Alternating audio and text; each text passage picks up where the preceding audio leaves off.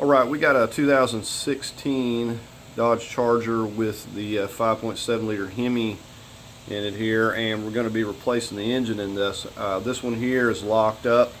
I don't know what happened to it, but the first thing that we're going to do is go ahead and get the car lifted up. I'm going to put the back on ramps and just get the front lifted up on some jack stands here to start with. Now I may or may not be removing the wheels, I'm not sure yet, but either way I went ahead and broke the lugs loose, and I don't know what the torque on these is, but I was standing on my breaker bar to get these loose, so they were way overly tight. Okay, so just lifted the back and put it on the ramps here. I'll show you my lift point here. So for now I'm just lifting on that part of the frame right there. It's the most solid, and just placed the jack stands right here for now. And I can move these later, need be, but right now this is good. And we'll just leave the jacks here. Okay, first thing we're going to disconnect the negative here. Alright, so it's got a 10 millimeter. Once you lift this little pad here up.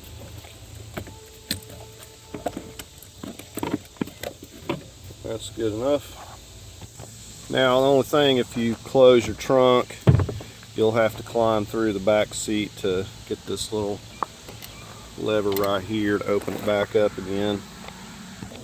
Okay, so very first thing, I'm actually going to have to remove the bumper here, and we're going to go ahead and remove both of the wheels. I'm using a 7/8 here. It seems to be fitting best on these capped lugs. And I've already got them broke loose here, so I shouldn't have too much difficulty.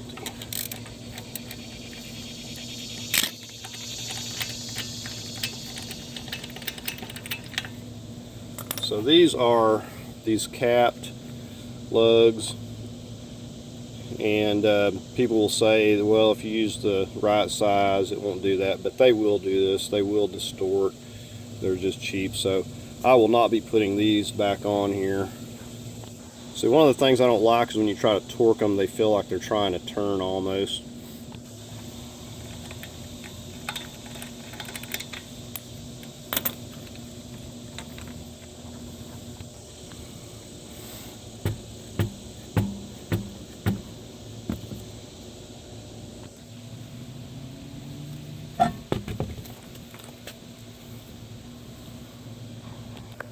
These rotors are horrible. Alright, so I'm just going to get this side off. Okay, at this point we're going to get started removing this fender liner here. We got all these clips. You want to make sure to keep up with all these. And right here we've got some 7 millimeters. Let's go ahead and start with these.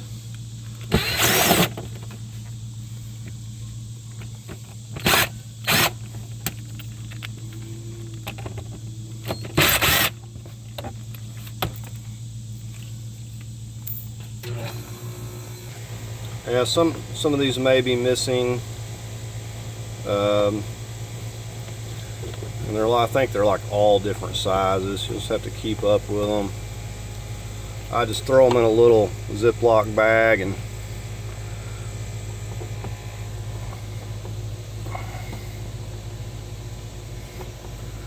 so there's one missing here.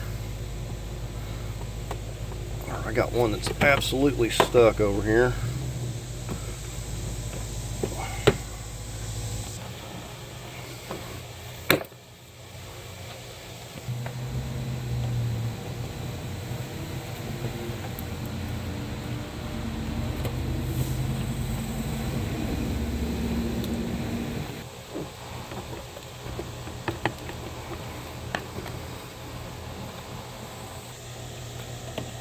We're back here at the door, just getting these lower ones.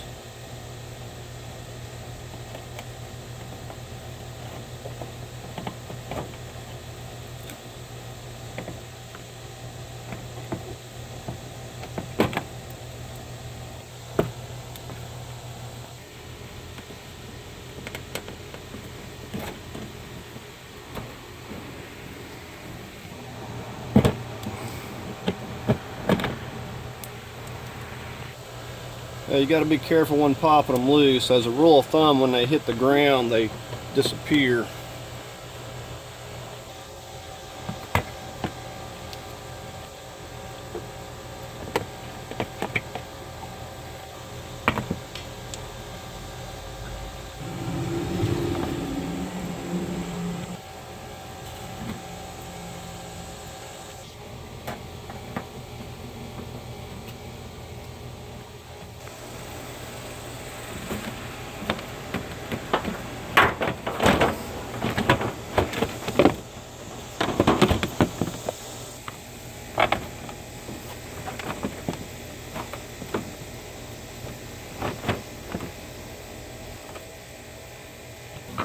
Now the bumper kind of clips into this right here, so it's kind of hanging on those.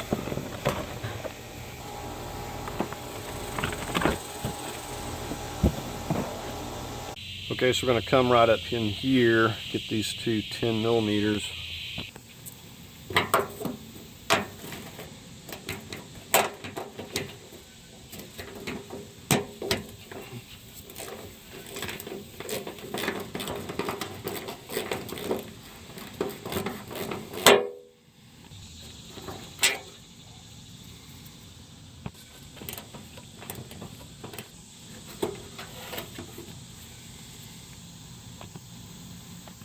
Now you'll notice these little dowels that kind of push in here, they have to be pushed back. Okay, we have to also take care of our little side marker light. This is already left unplugged, but you pull this little lock down, pull it out there for the fog light. So I have to do that on both sides. Alright, we've got the hood up. We're going to go ahead and just get all of these here loose.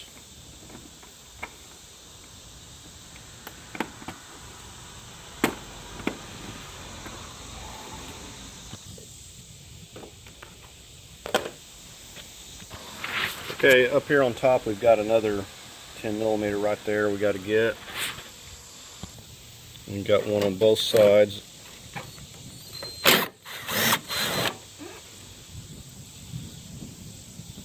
Alright, now we're going to crawl underneath here and see what clips we have or screws underneath before we proceed on with this.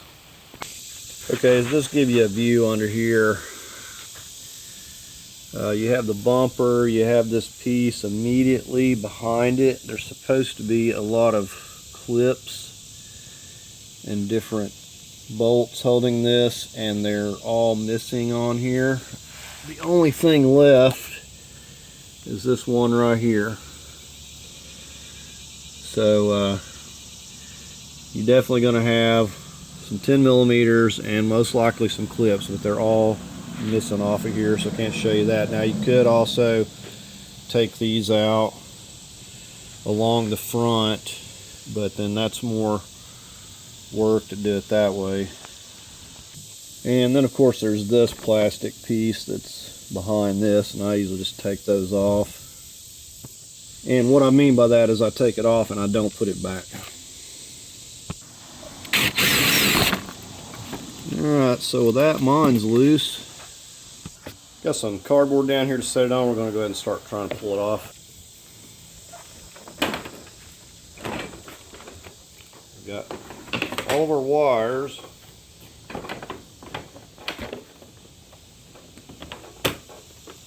I've got a clip over here, I guess. It was actually a wire for their LED strip I guess they had on there. But anyways, there we got that off. Not a big deal. Okay, now we're going to get to work removing everything on the front here. I'm going to start, I think, with these little plastic pieces here that go beside the condenser.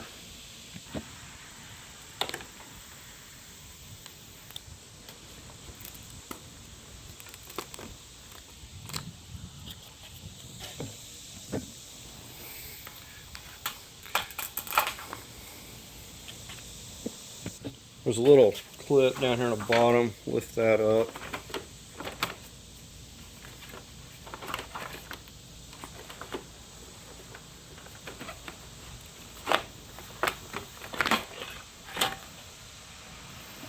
get the other one on the other side. The only thing different over here is the wire clips, and it's a good idea to label where these things go. I'm going to go ahead and get this ambient air sensor.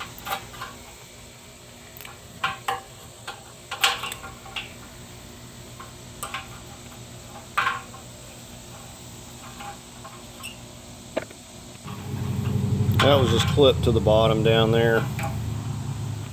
Okay, we're going to go ahead and remove the headlights. So we've got some 8mm under here. I'm going to get a hold of.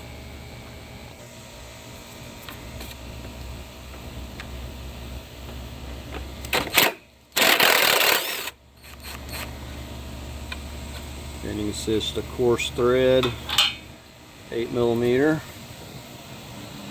And we've got another one over here.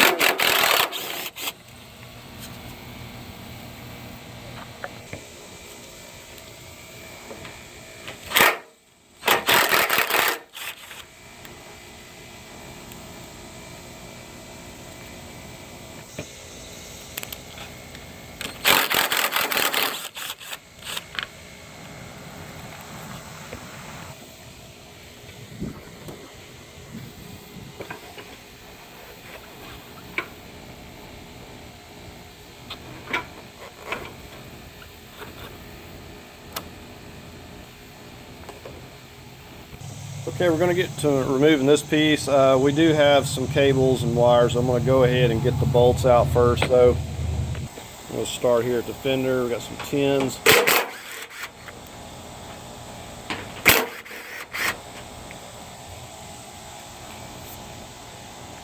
Got one right here.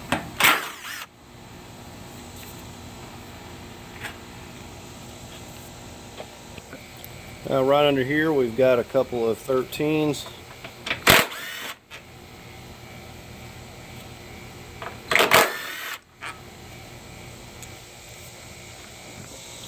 Let's say we do have wires and stuff.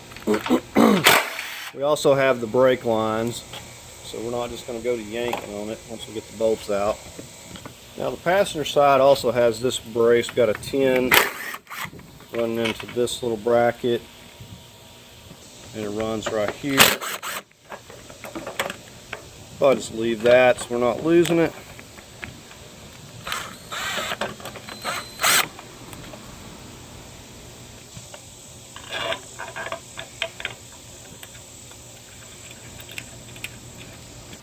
The radiator has these supports.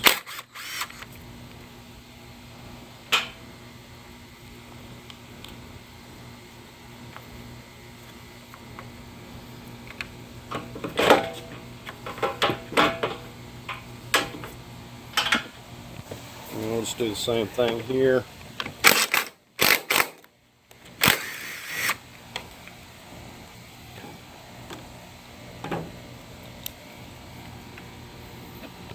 Now this has the aftermarket cold air intake, so I don't know how the gearbox is going to be hooked up, but this has a bolt going there.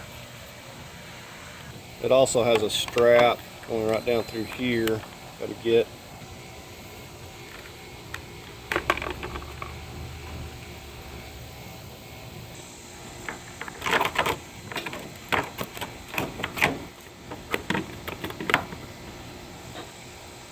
Now this side has the same brace as that other side. I just didn't even see it. So you got to remove the long one.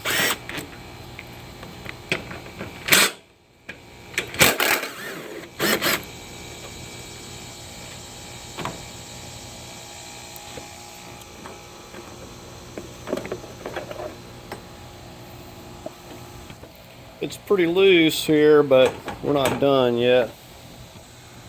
Alright, so we're going to get this hood release, push in these tabs. So you got to push both in, push it back, slip it right out of there. Nothing to it. We got a safety lock.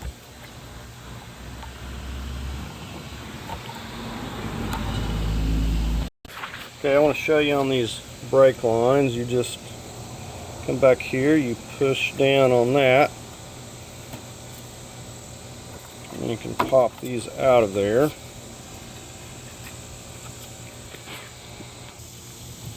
So you're going to come up here to the top, put your little screwdriver in there. Right, so we've got that loose from the brake lines. Now we also got some wire clips here. We got airbag sensors coming in here. I usually just take that 10mm out because it's difficult to get to that clip because of where it's located. So let's go ahead and take that 10mm out, get the airbag sensor on both sides. Okay, so there's that 10mm.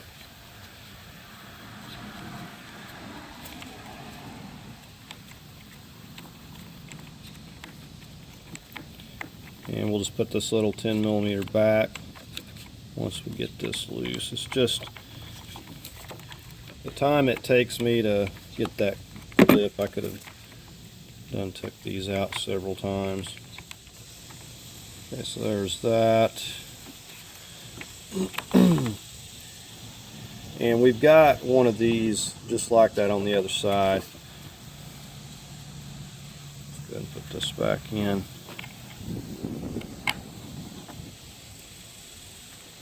And the only other thing I'm going to do here is just disconnect the horns. You got locks.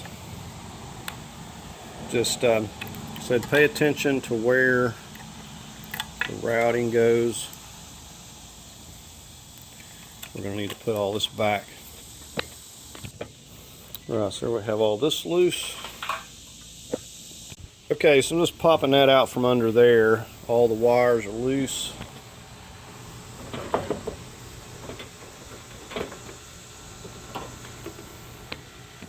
The tube for the windshield washer tank had a clip that's hung up on there. May have a clip on the other side. So right here, wire clipped to the bottom. Okay, so we're finally ready. Get this out of the way. We're going to go ahead and get to drain the coolant. So I'm going to reach down from the top here. You can see that drain spout. And we're just going to go ahead and turn that, get this draining if it's got coolant in it. Okay, undoubtedly this has an aftermarket radiator, I'm thinking. I'm not sure, but when I twisted the plug it just fell out. It's supposed to be able to turn it and it goes down the hose there, so I'm thinking that this radiator has probably been replaced. I'll go ahead and get this upper hose.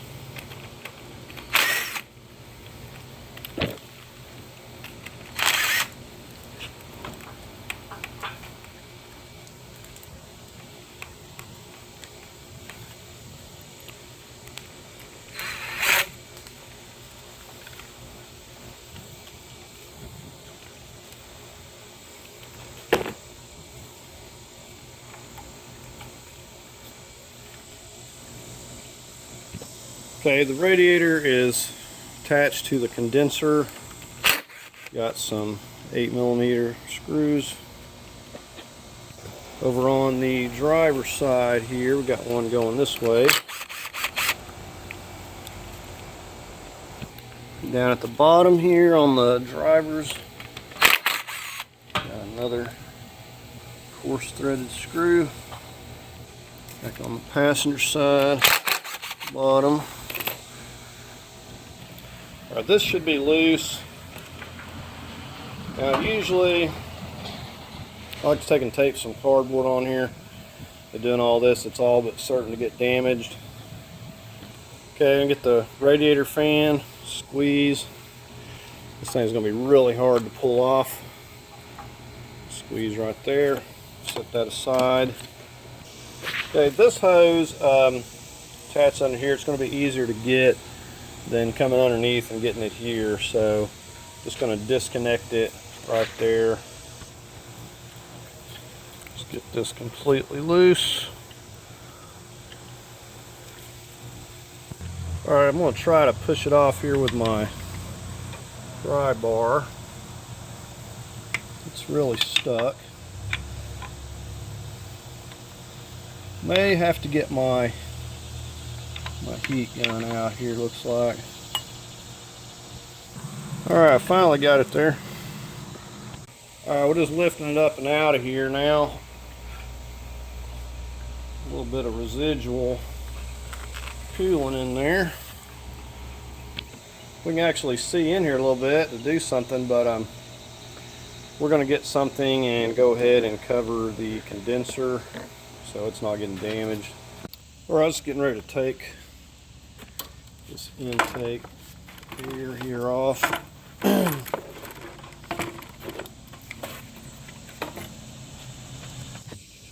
Now, with this front end off, I've been doing a little looking around on this engine, and I was hoping that this would make a good core, but it's got like a 3" by 3" hole in it, so the block's been busted. So it's not going to be much good unless somebody just needs some parts. I had took the bottom, this plastic piece, what was left of it, and I was seeing just metal, pieces of metal fragments, big chunks. And I was like, that's not good. So yeah, I found a big hole. I'll show you once we get in there, get close to getting it out. So I'm going to pop this piece out. It's on this rubber grommet. Got another screw over here. So it looks like we got an 8mm.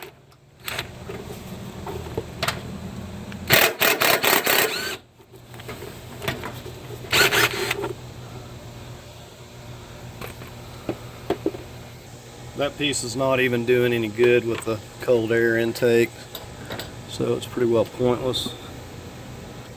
So I'm just popping these clips so I can take this panel here down, because this gets in the way and it's cracked. Not even for sure if I'll put it back, but now we can get over here and get to this support for the radiator. So we've got two 13s on each side.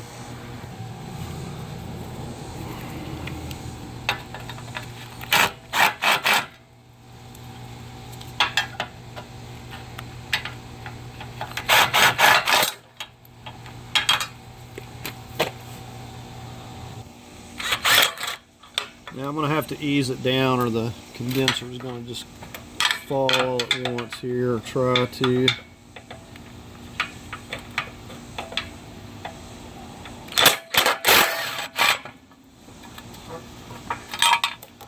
Well, I guess it caught up there. Alright, so got that out of the way. I can't stress enough the importance of put your bolts where they come from, or you'll get them mixed up. There's that. Okay, I'm going to go ahead and work on getting the AC compressor loose here first.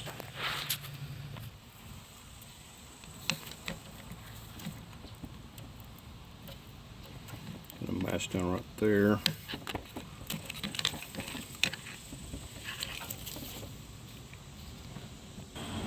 Okay, to have room, we're going to be using an E-Torx. So we're just going to take the stud out right here.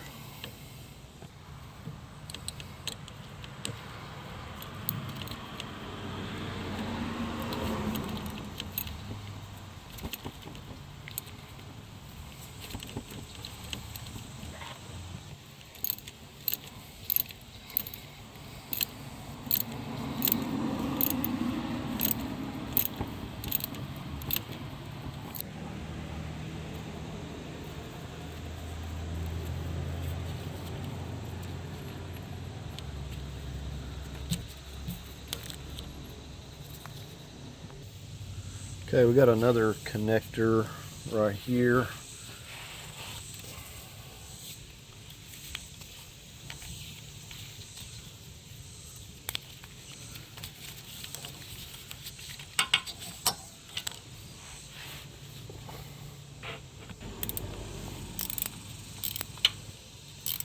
And this is just a 13.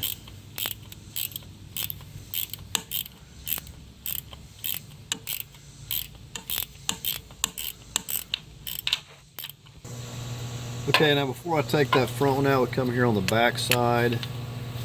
Back behind here, there's a 13. I'm going to go ahead and get this one since it's the harder one to get to. We're leaving the one up in the front there just to kind of hold it for now.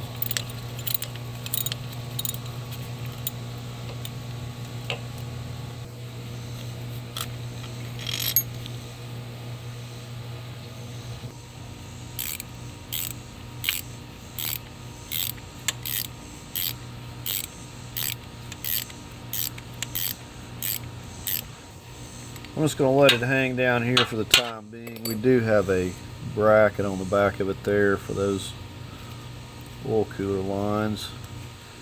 I guess that's supposed to be there. Thought it went to the block. Okay, so there we have that loose. Okay, I'm going to go ahead and remove the alternator here.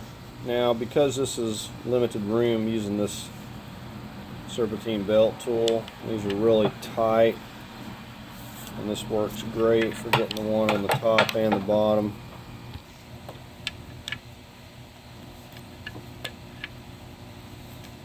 These are 15s.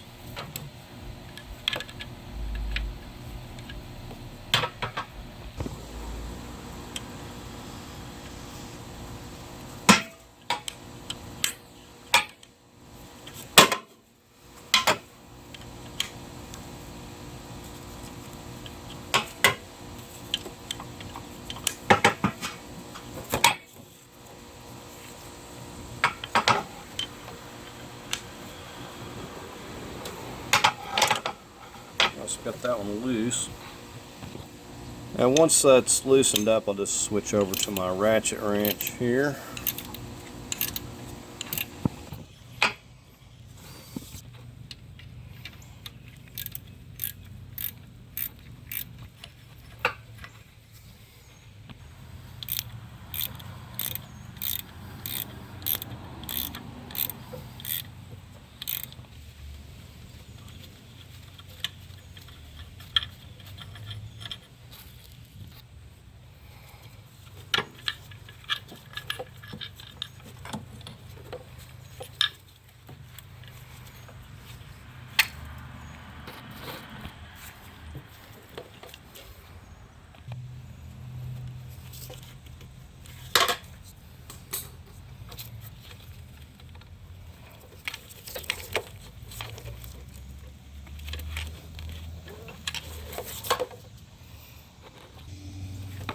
This is a 13.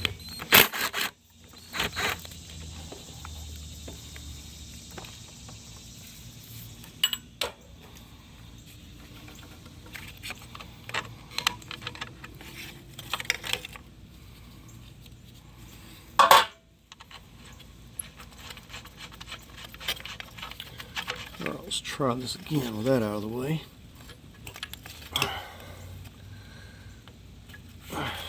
So you just got to squeeze really hard right there. Okay, you see there's this brace that runs up here. Now I could take that loose, but I have the slack at this point just to probably push this bolt.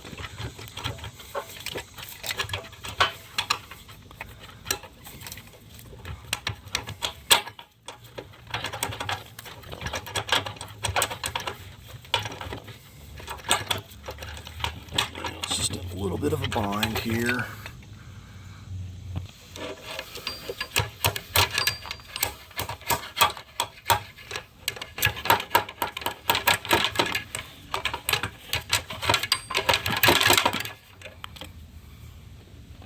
Okay, I'm going to have to loosen this bracket up here up. It's just simply being a little too difficult.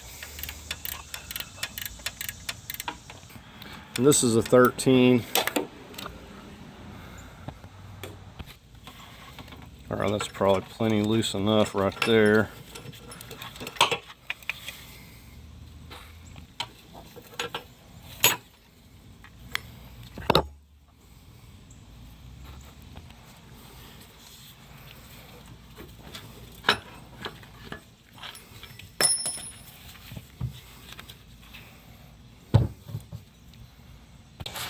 Okay, we're going to get to work on removing this cowl. The first thing we need to get on here is the windshield wipers.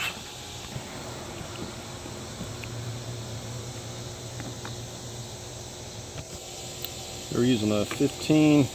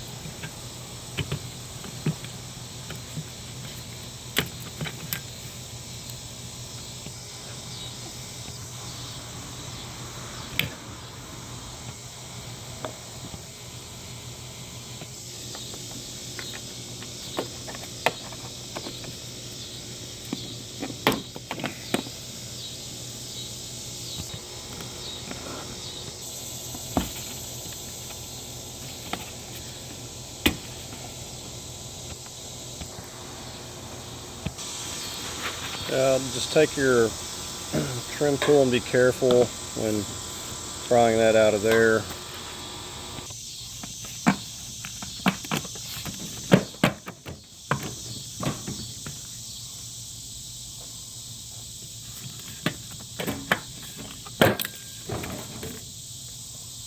Okay, so we're just unclipping this.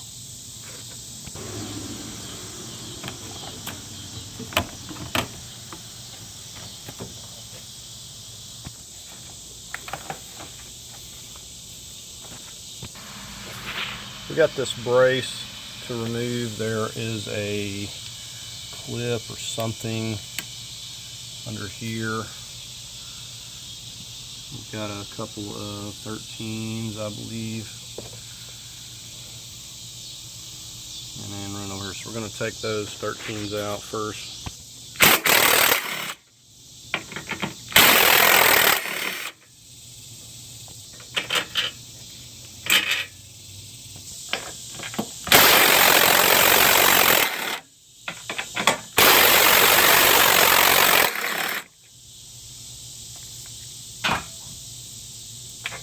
Now this is the hold down for this computer box.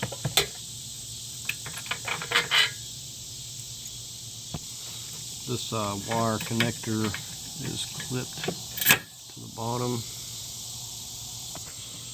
Okay, the motor has this rubber grommet right here on this brace. Just kind of slide it that way. I'm talking about there. So that just kind of slides right onto that. This motor, when you flip this brace over, has got a connector right there. And it's also got one right here.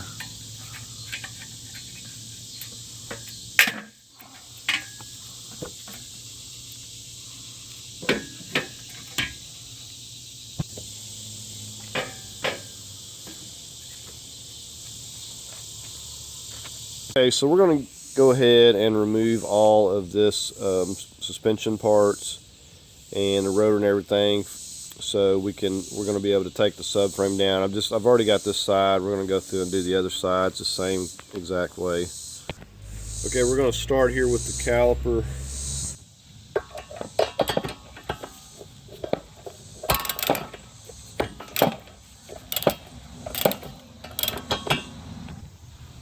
Okay, you may need to use an 18 millimeter to hold this right here.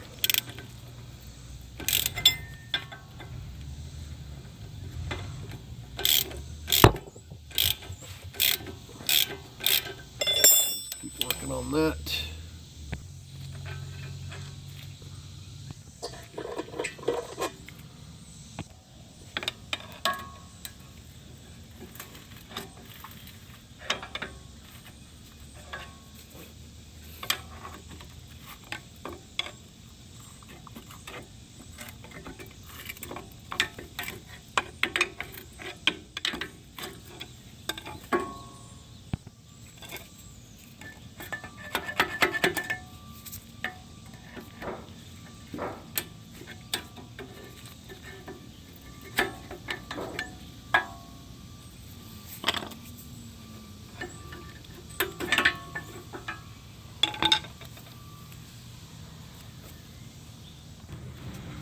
Okay, we're gonna go ahead and take a 10 millimeter, get this ABS.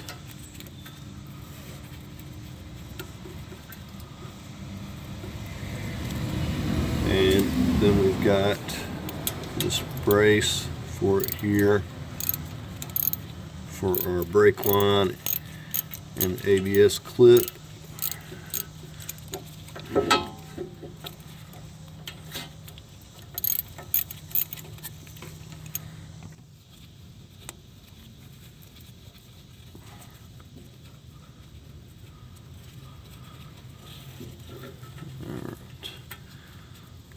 That back.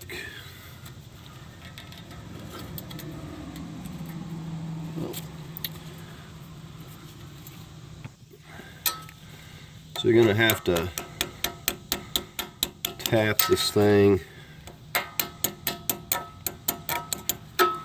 get it to wiggling to be able to get it loose.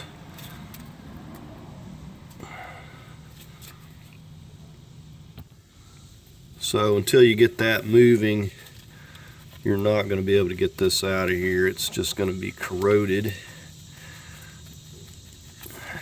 You can see it's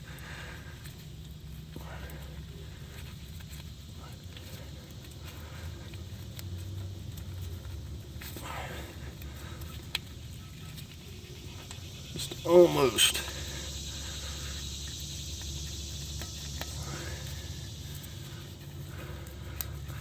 See all that rust. Alright, so there we got that. Okay, with those loose, we'll strap this up out of the way. Okay, we get on the bracket. Alright, so these are super tight. You can be using a cheater pipe out here on this. Using a 21.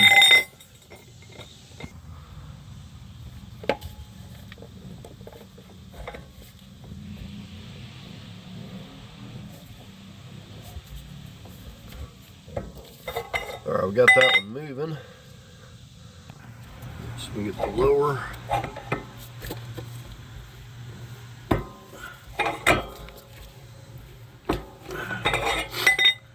so we got that broken loose.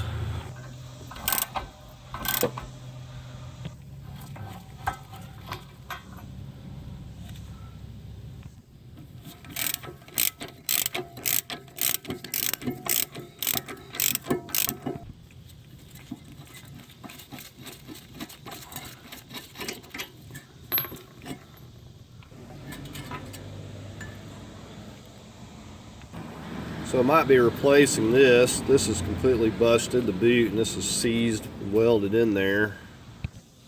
So the rotor is going to be stuck on here. You just want to kind of work this stuff back in behind these. It'll suck it back in behind these studs. But you want to allow it time to run down and do its job. If you get too rough, you're just going to tear something up. Wheel bearing or something. Alright, so we just got a hammer. We're going to come in this space. It should be able to get this loose without too much difficulty. If you have to get very rough, then just stop and respray it with the WD-40. It's not, I'm gonna have to spray it some more.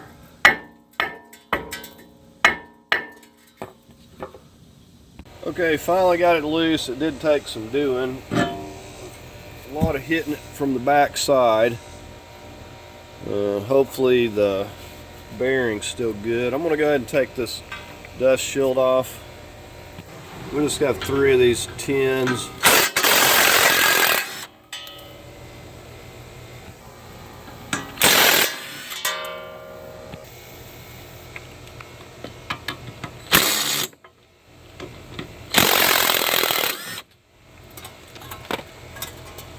And it'll keep us from banging this up.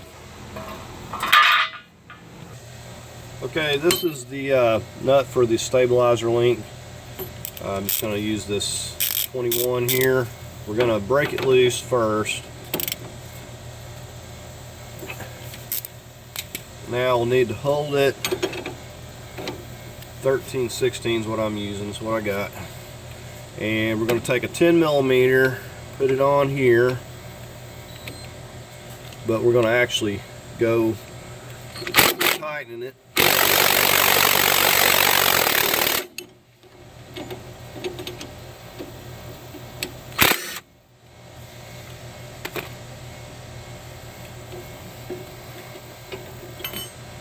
There we have that. Let's push this through.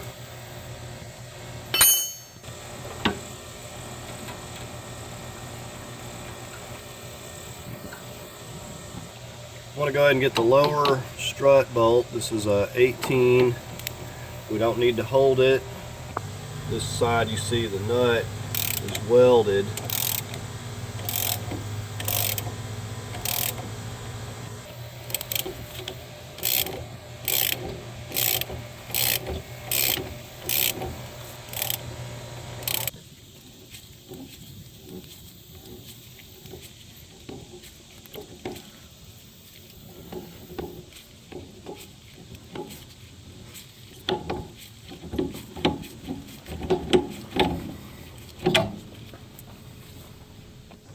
Alright, we're going to get the knuckle here loose. We're going to take this up here. It's 18mm.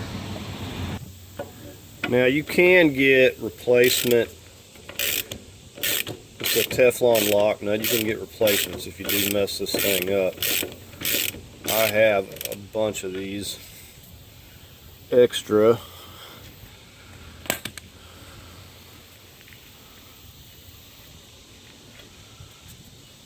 See the Teflon.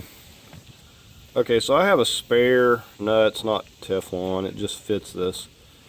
And I'm going to put that back on here so I'm not damaging that one. Like I said, I've got others, but I don't want to damage it if I don't have to. Alright, so we got the big hammer. I'm just hitting it this way because I got more room.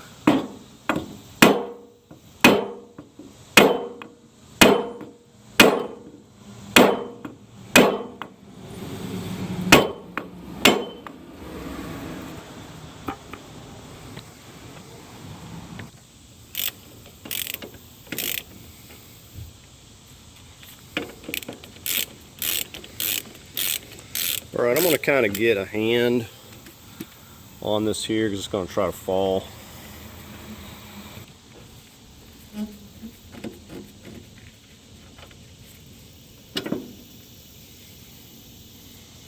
Alright, so we'll just let this lay down here. Okay, I'm going to start doing some work underneath here, and just want to show you I've got some bigger jack stands up under here. And I've got the jacks in position here. I've got some backup jack stands, but we're going to start up here where the cats are bolting up to the exhaust manifold. That's where I'm going to start, and we're going to try to get these loose. Okay, so I've got an extension going to that, the hard to get at one, and I've got a swivel. Okay, so you can see where I'm going up there. I've got the swivel, 1/2 inch swivel, and because of this and where it's located, you have to use a swivel or you'll not get a hold of it. I'm using a 16 millimeter, and so far so good.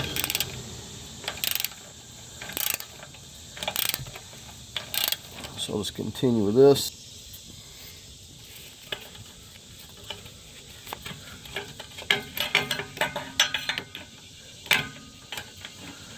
Alright, so it should be loose, but for some reason it's still hanging on up here.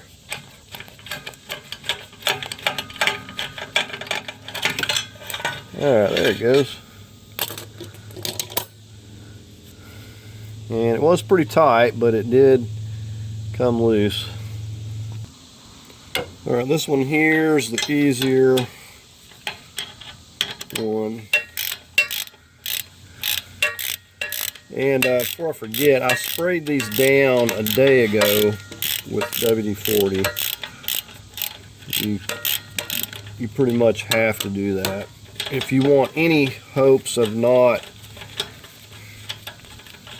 breaking them, and they may still break. Alright, so let's see what we got here. A little heat shield. Okay, now we got to get the actual one that's actually holding this on. Now this is a 15, oddly enough.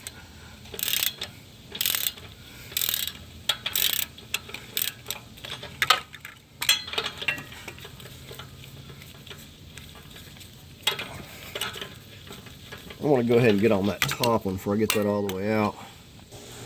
Okay, so if someone switched the size up on me, this lower one here is a 15.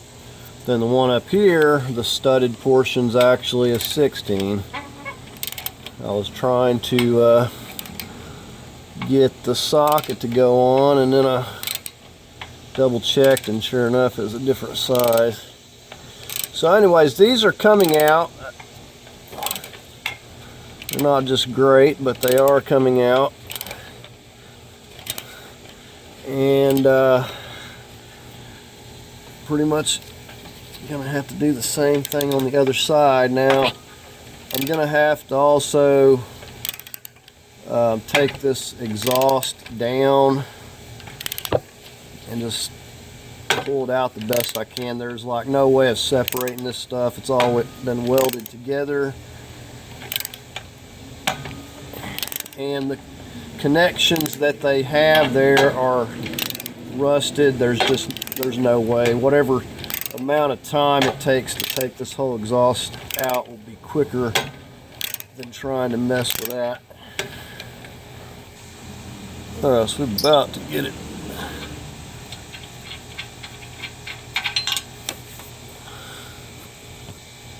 I'm actually surprised the whole stud didn't pull out.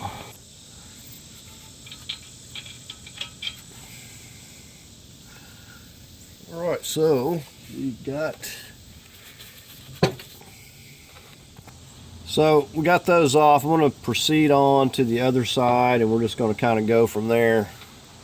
Okay, so beside the rubber hangers, we've got a couple of these braces right here. We're going to go ahead and take these off. So I've got two of these 13s on each side.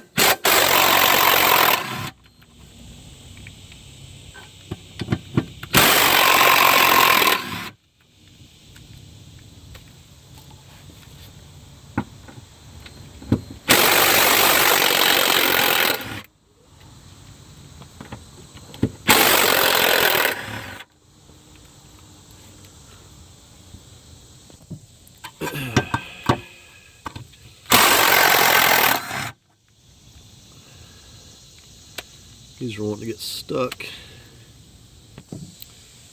Now I just want to point out I've got jacks in place. I've got two jack stands on each side, so definitely want to be safe when you're under here. Alright, so we've got one. Set Put that aside.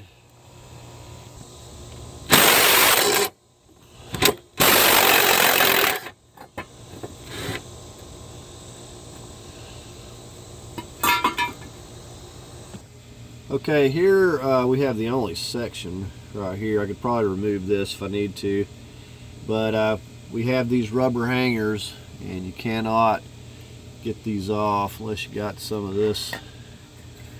So we're going to spray this down and try to push it off of here. So you want to douse those down real good.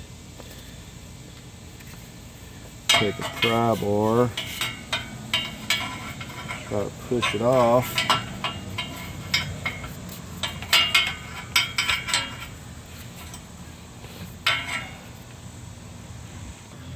Okay, I got it moving. Hopefully this doesn't fall down on me here.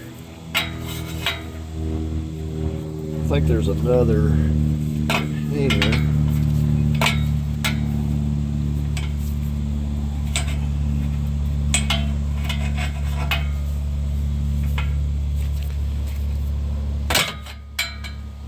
Just almost.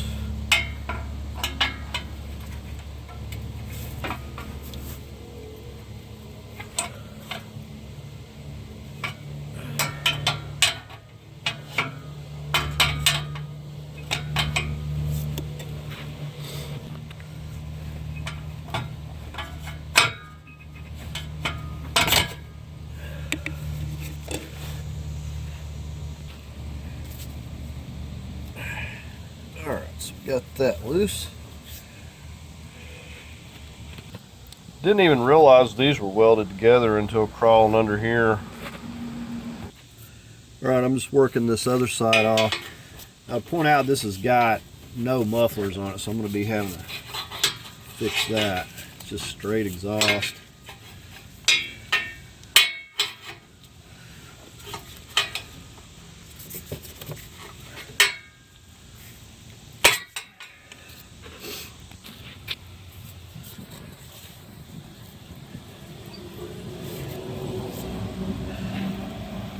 So back here in the back, we got a hanger right here. Because of the way this was done, I'm going to have to take the bolt out here. Got no hanger back here. That's just how this is ran. And I want to get over here and see what it looks like on the other side. So yeah, we got the same thing. So hopefully I can get this bolt out. It's really rusty on both sides. Hopefully I can get those bolts out. It's gonna hit down here on this, but hopefully it doesn't fall. Okay, this is a 13 millimeter.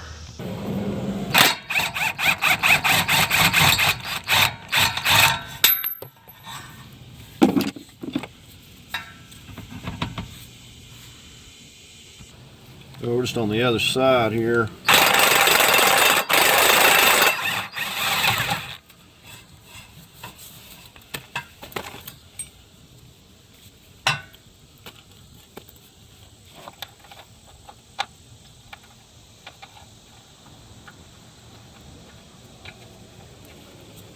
Alright, this should be loose.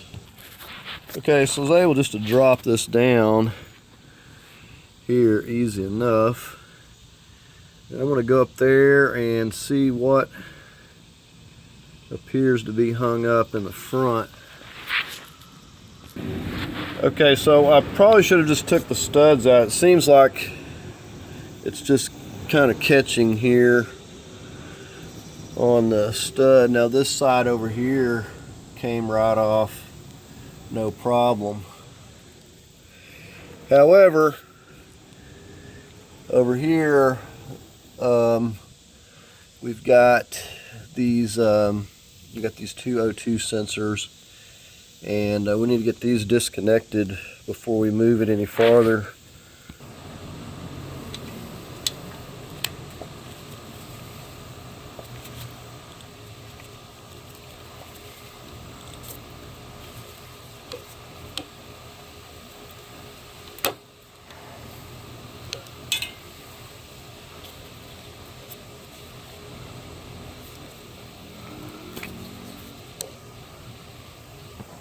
The passenger side here, this one is, it's got a clip here, pop that up. It was clipped to this, and this pulled off.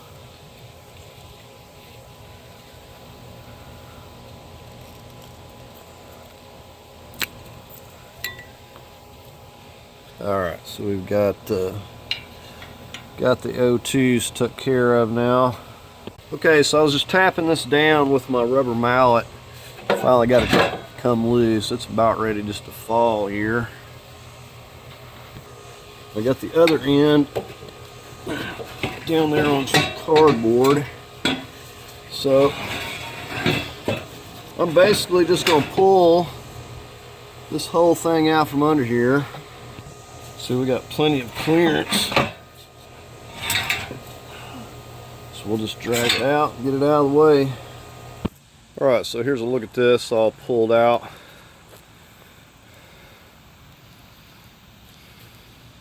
Alright, after getting the exhaust out of the way, the next thing I'm going to get on is this bolt right here, this 10mm for the steering shaft.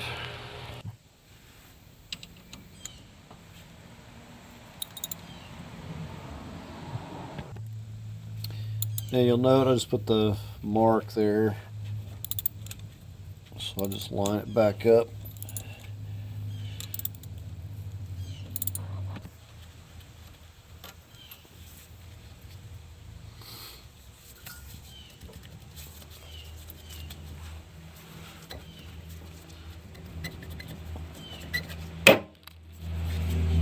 Alright, so there we have it. We'll just kind of fasten it over out of the way. I've got a 15. I'm going to go ahead and get these starter bolts here.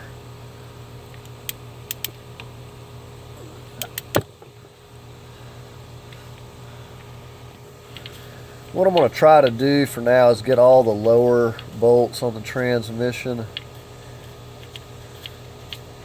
Now, I don't think I mentioned, this engine is locked up, so we're not going to be taking the bolts out of the torque converter. Wouldn't do any good because we can't turn it. So it'd be a little bit different for your case.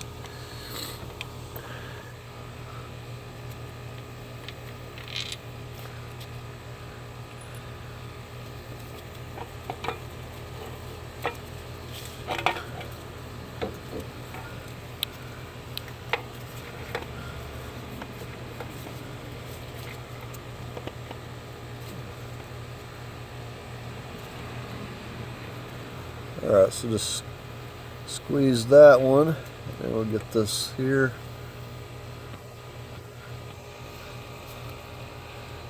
So 13.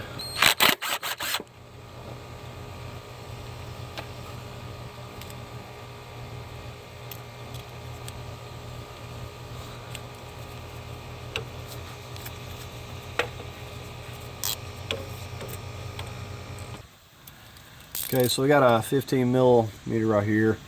Like I said, at this point I would come down and take out this 10 and work on getting the torque converter bolts, but that's not going to work because this engine's locked up. We're just going to be pulling the torque converter out of the transmission. Now, the last time that I worked on a Charger, I took the engine and transmission out together, but this time I'm going to try to do it differently.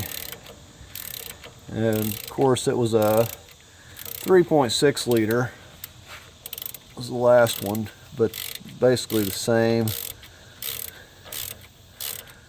We're going to number the bell housing. A lot of these transmission bolts will be different, and we don't want to get these mixed up.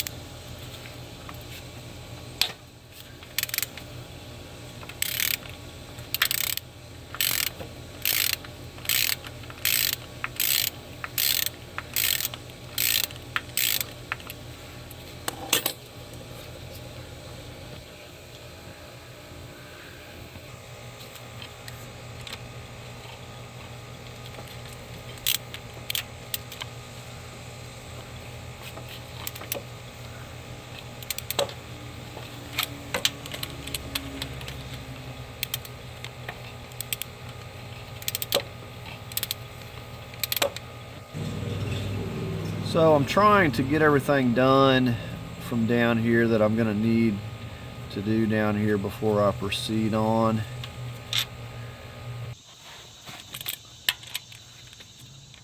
So the only ones I will have left as far as these bolts will be the ones up on the top there. I'll show you how we're going to deal with that.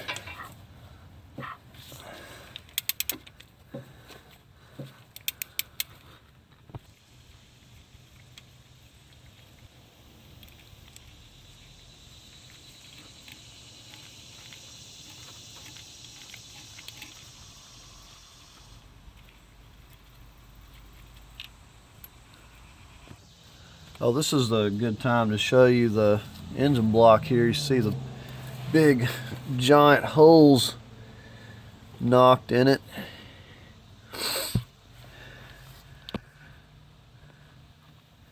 So there were fragments of this engine all under on that plastic pan.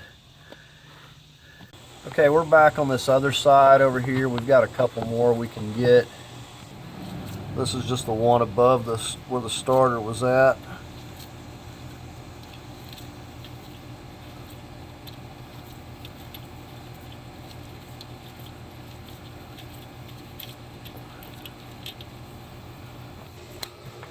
Right, so we got a studded one right above that.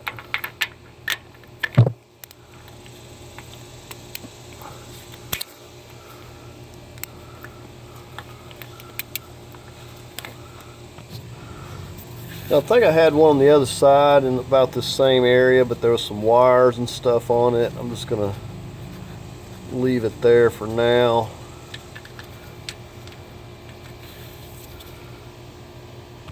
Right, I'm back on the passenger side here. There's like a clamp or something. I'm using a 13 millimeter to get the first nut there. So you can see that there. I'm just using a 13.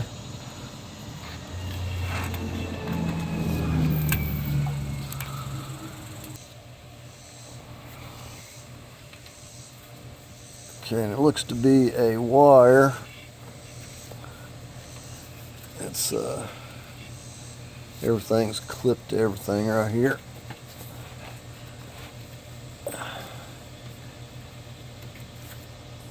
Alright, give me a moment. This is all stuck. Okay. So I just pulled that up and off there. All this is kind of zip tied together. And I'm going to get my 15 here.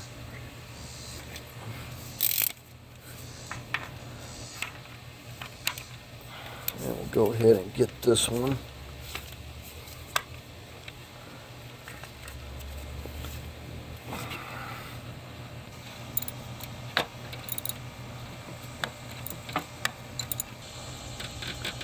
Okay, there's that studded bolt. Okay, I think the next thing I'm going to do is get the intake off here. I'm going to do this one differently. The last one I simply disconnected the harness and left everything on the engine, but because I'm doing this different, I'm going to be taking the intake off and probably just trying to peel the harness back and out of the way if I can, but if I have to, I'll remove the whole thing.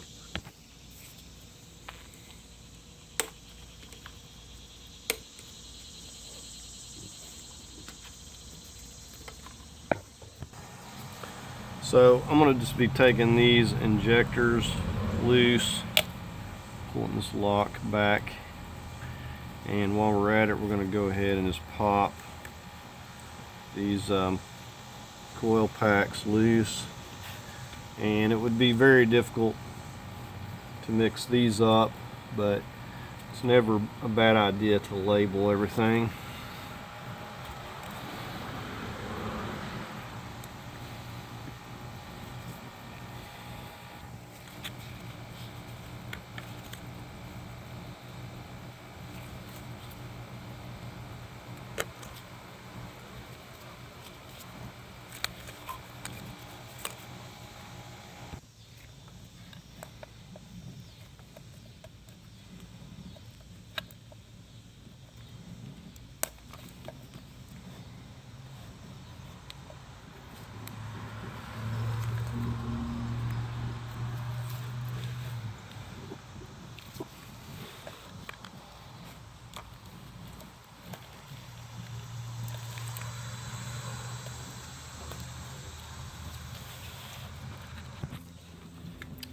transmission vent tube is clipped around this wire.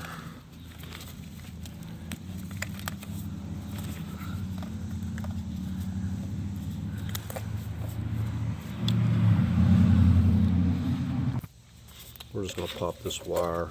That's handy. Just all the way down through here.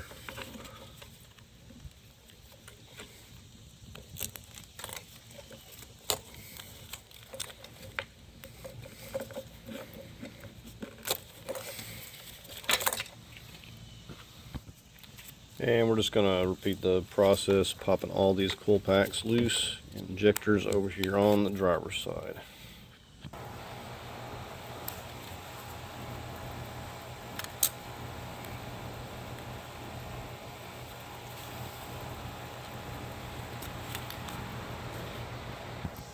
Alright, already got a good portion of this. This is from the AC compressor, so that's loose. Just kind of fold it out of the way. Right, so while I'm on moving some of this harness, I think I'm going to get a few more things here and just clear up this one.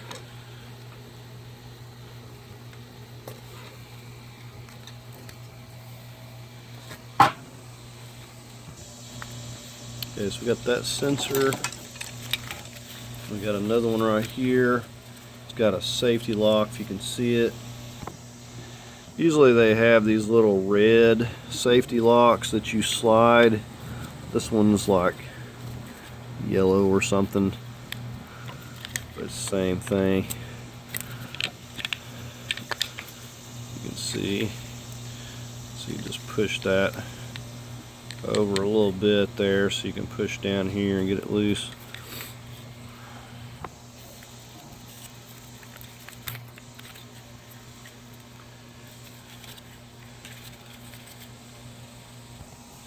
These are clipping into the cylinder head. We have to just remember where these go.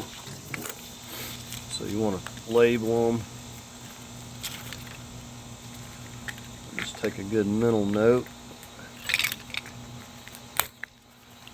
These clips are probably going to be broken, but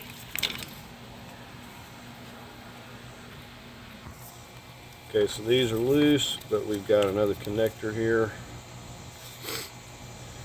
Get a tool and pop that up.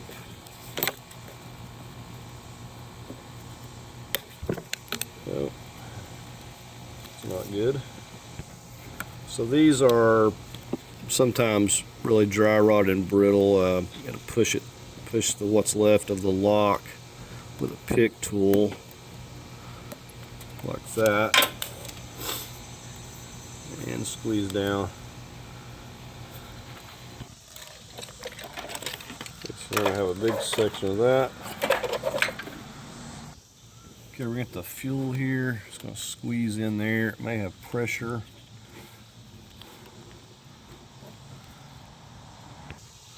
So you just have this blue, you'll feel it squeeze together when it pops.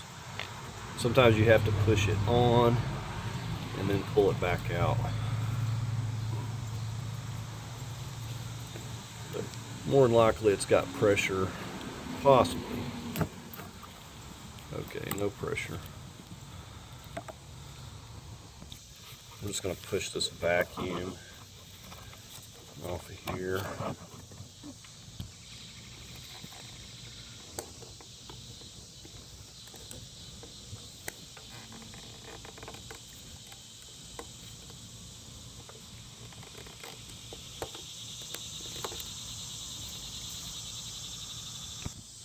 Go ahead and get this connector.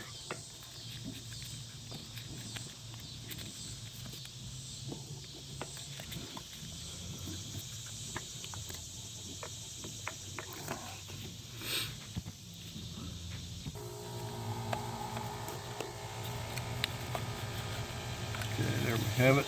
So that's loose.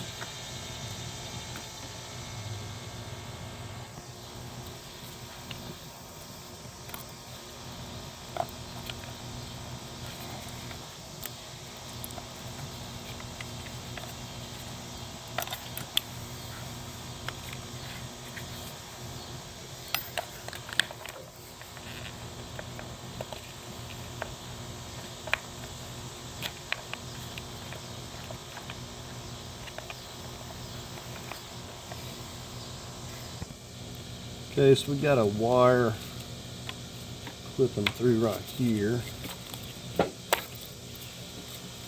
And then we got this connector.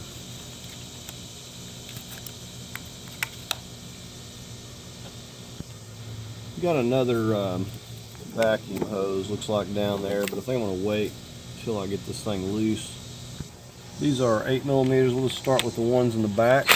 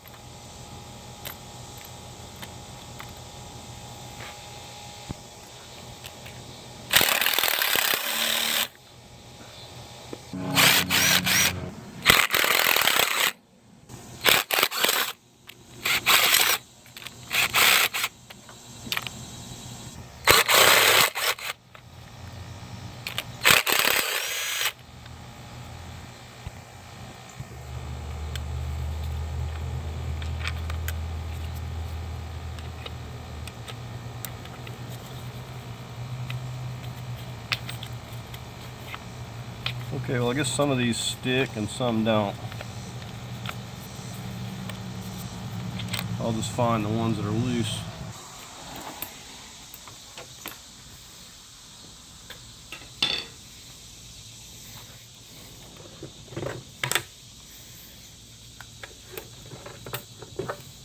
Oh, the hose on the back.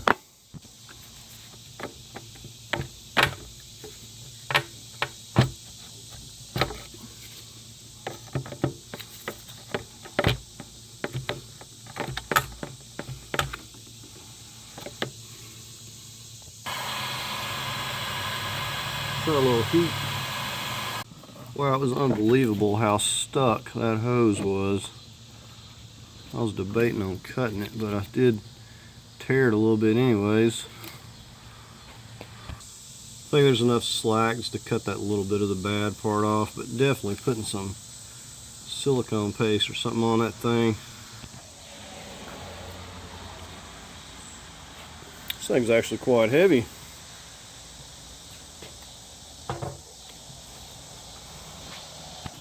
You can see how hot this got. It's unlikely that this is any good at all. But these gaskets had never been changed. And that's right there is just an accident waiting to happen. Get a little bit of water or something in the engine bay, sucks it down in there, and it's bad news.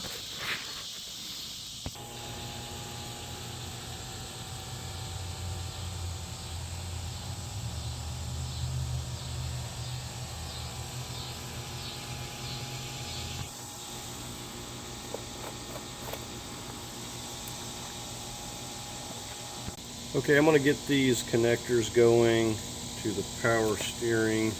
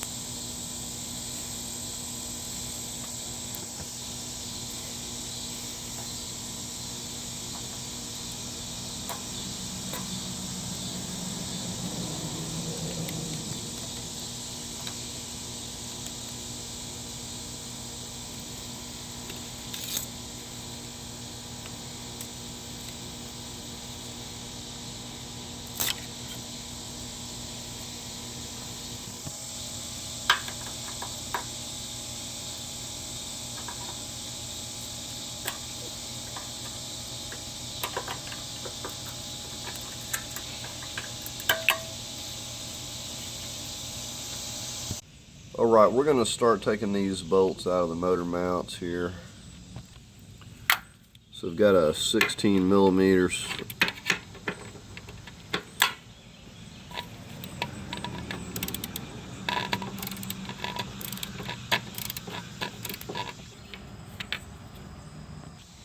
Okay, we're just taking care of both of the front bolts, both mounts, and we'll go underneath. Just using a long extension with a swivel to kind of get down here around all this stuff.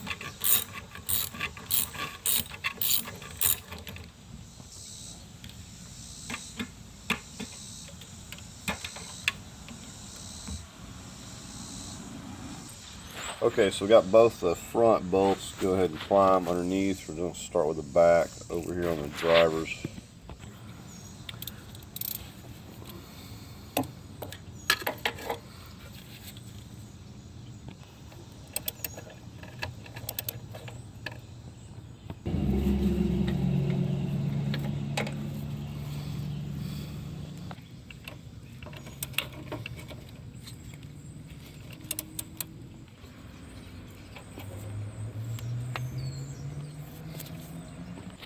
Okay, motor mounts are loose. We're going to see what we can do about getting the engine chained up here and getting the lift over here and see what we can do by getting hooked up to it. I'm going to wait to disconnect some more of this wire harness once I get the subframe out of the way.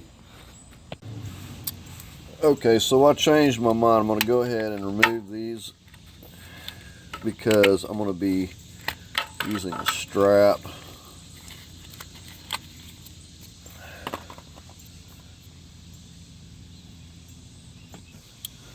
Okay, well, the clip refuses to turn loose, so we're taking this 13 millimeter out.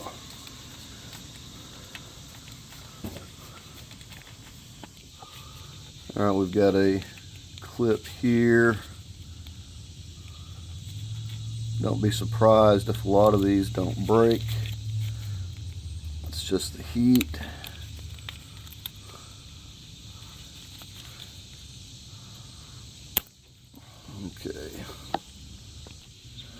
Okay, when I pushed on the red tab there, it just fell off, so we got that off of there.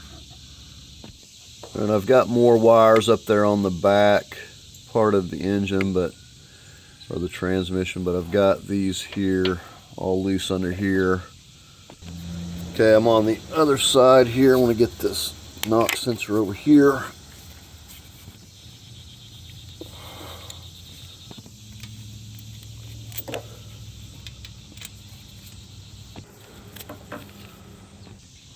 Okay, now while this is handy, I'm getting this upper O2 sensor. It's also got a clip right here. So make sure that's loose. We've got another wire. It's got a lock.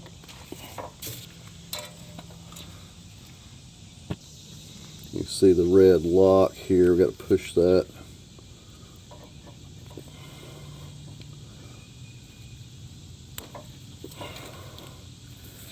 And then we're going to have to push down really hard right here. Probably going to have to get a flat screwdriver to get this. You know, on second thought, I just popped that off the back of the head here. I'm not sure if I even need to disconnect this. Just going to leave that there for now. Okay, I know I'm going back and forth. I'm on the other side. I'm just getting this O2 sensor. It's also clips. I need to cut that zip tie right there. And I believe until I get up top, I should have everything that I can see here. We're going to cut that zip tie.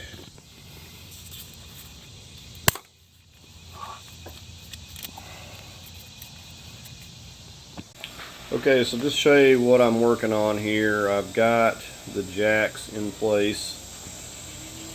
Show you. Got one up here.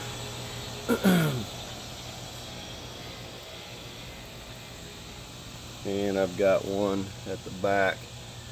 Moved the jack stands back here on this part of the frame, both sides. And I've also got the lift over here. And all I've done with the straps is run it round under motor mount. Motor mounts are loose. I got it running around the back. And just so we don't leave nothing to chance, I've rigged up a chain to this in here. So if something does go wrong, we've got the chain. The same thing on this side, it's just running around. Now, I've already got tension on it. I've got the mounts lifted up slightly. And we're going to go ahead at this point and start taking the subframe bolts out here. So basically I've just moved jack stands off of the subframe, got my lift, tension holding the engine, supporting it so we can take this subframe out. And the idea, we're going to just carefully lower it down. I've got some cardboard and I'll just drag it out from under here. Usually they're not just too terribly. Oh, we got some coolant leaking out of here. You see that big long bolt runs all the way up in there.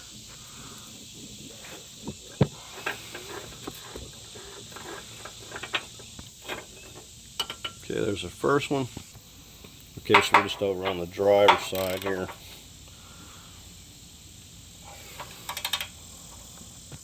I went ahead and put a bungee cord on the AC compressor. I don't want it falling down. Here's our other front one. Okay, I'm here at the back. I'm using a little bit of an extension here. Just coming underneath here.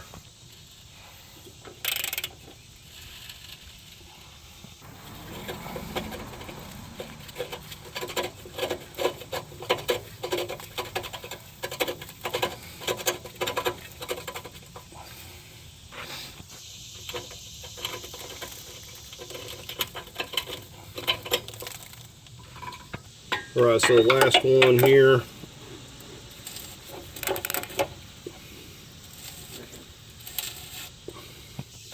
These have a lot of rust.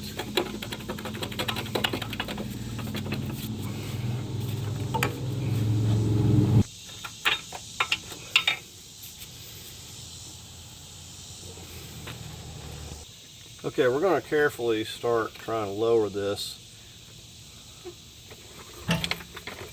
Get on the other side.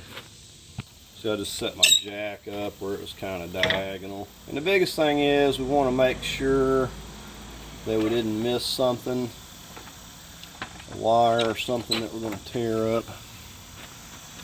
So looking like pretty well clear here. Got to be careful with that steering shaft.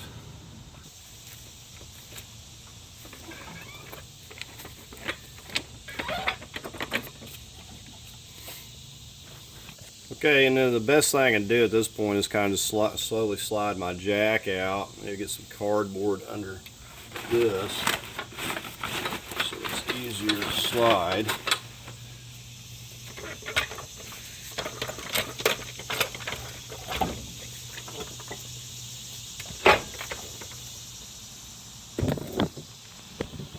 And we'll get over on the other side.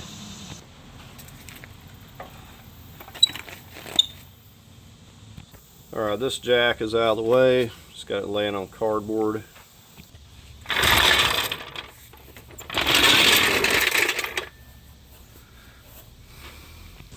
Okay, I've got this on my mover's dolly here.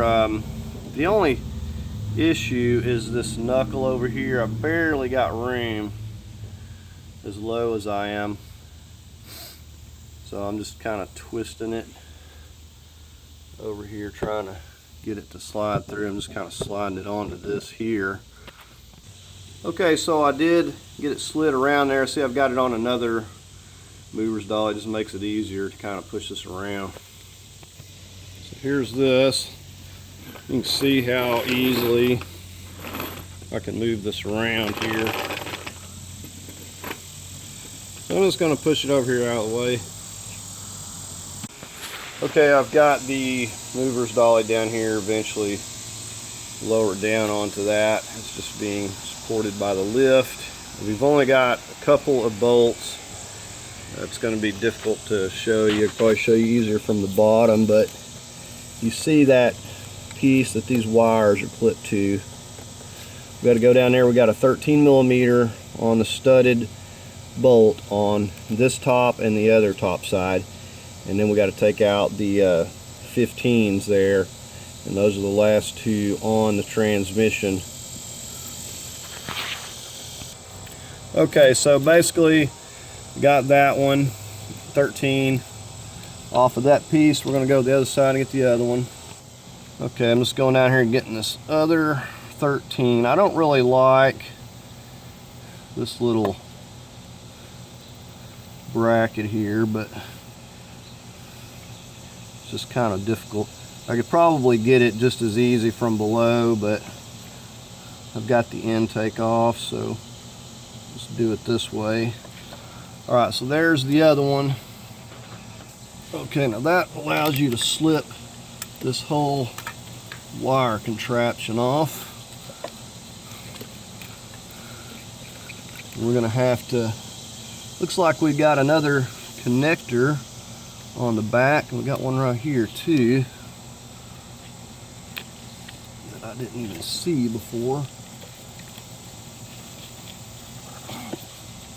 Those are not easy to get to.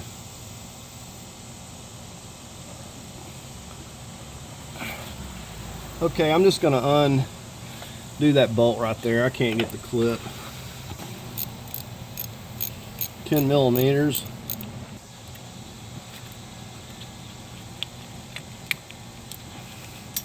Well, just lost that. Okay, that doesn't want to slip off of the stud. If you can, probably because of my strap here. Alright, well I got the connector after messing with all that. Okay, with those two unclipped, it gives me a lot more slack to push that piece back out of the way. So you can see that will push back out of the way. So if you can see this at all, gotta get down there on that. Alright, I had to get my extended handle ratchet. It's pretty tight.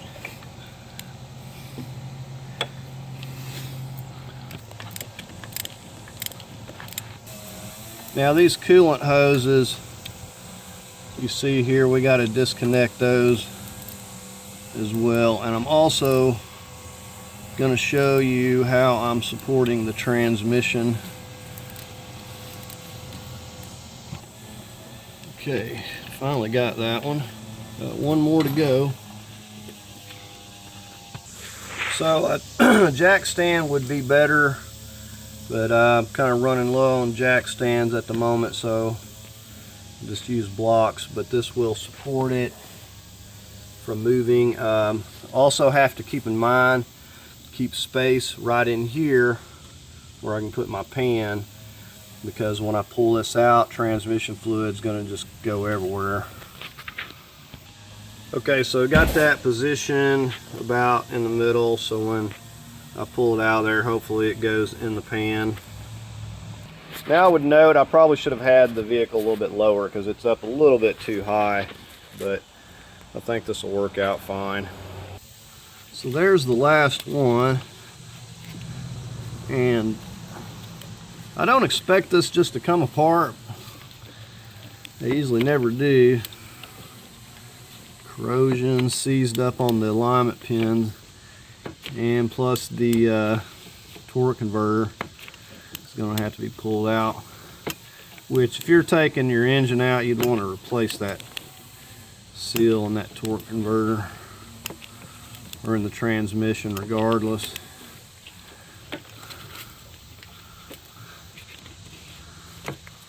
So we'll just go ahead and finish getting this last one here.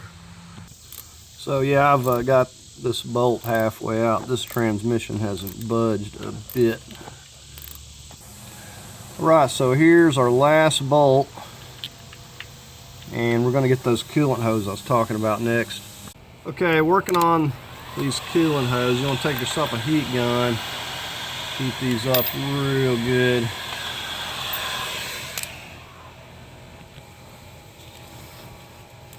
I've got a pan down there. It's probably coolant in these two. Maybe not.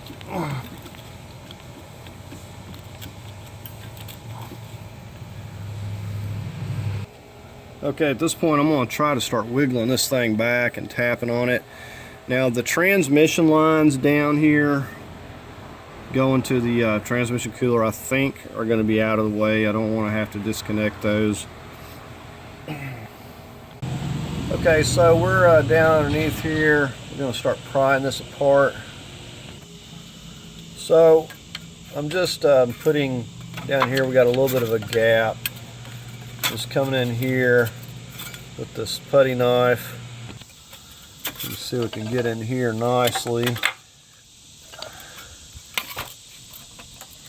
And I'm just going to start pushing on the engine here, and I'm just pushing it out.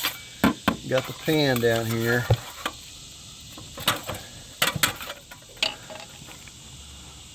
Okay, so I'm going to come out here now and just move the lift back a little bit. Alright, now you can see the transmission fluid flowing now. Yeah, this has got the Mopar stuff in it, looks like. So I'm going to go back here and move it some more. You can watch that.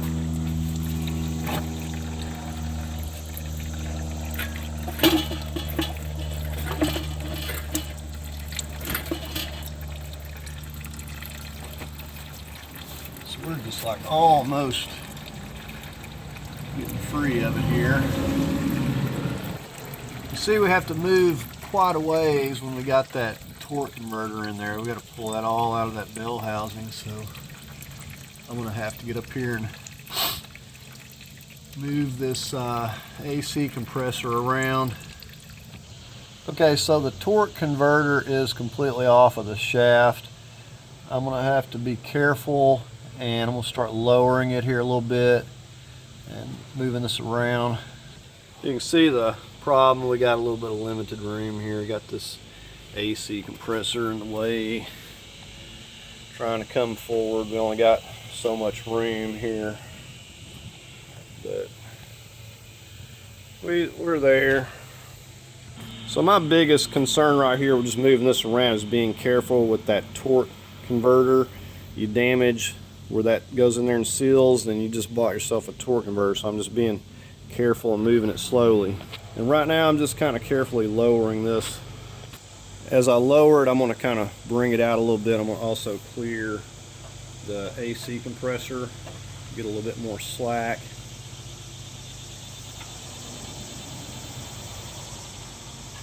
Go take a look at it. So you won't have to come, if yours is not seized, you won't have to come this far forward. Now I don't care about the dipstick, it's over here. I want to watch my lines, but trying to remove those things, forget about it. They're usually just corroded in there.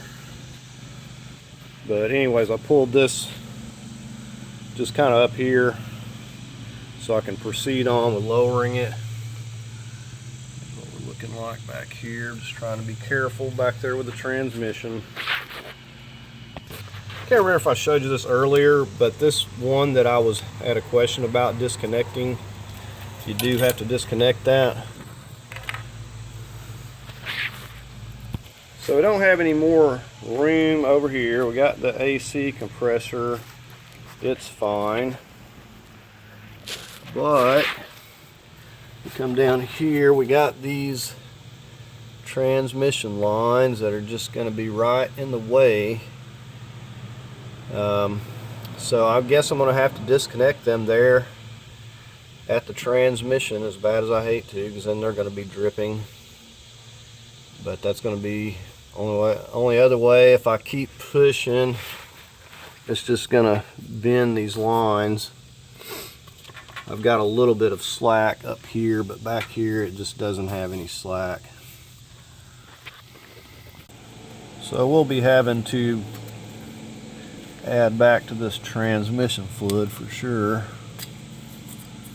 Alright, so we'll slip those back.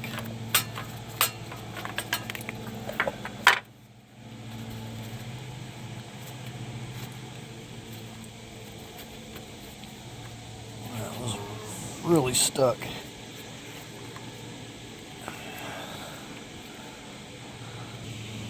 So if you have the little transmission line tool, it's pretty easy to pop these loose. Slide that back. I don't think I have one that fits this, but I'm going to go look. If not, you just get a little pick tool and take that clip out. I have this little kit. I don't know if any of these will fit. Well, I've tried 2 different tools and neither one of these want to go on here right, so I guess I'm going to take the clip out. So I'm just going to take this pick tool, dig in here.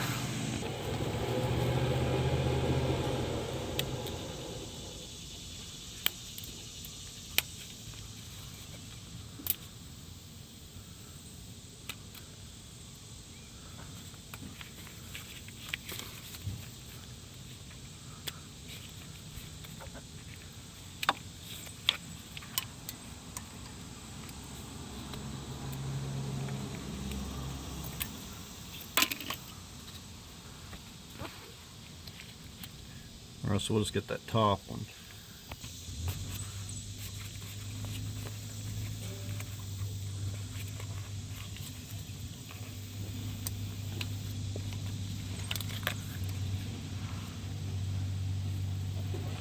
And these do not pull out of here easy either.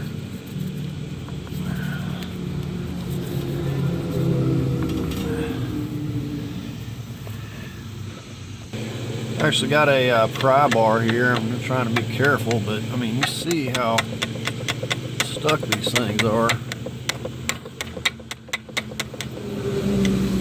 And that's just how they always are.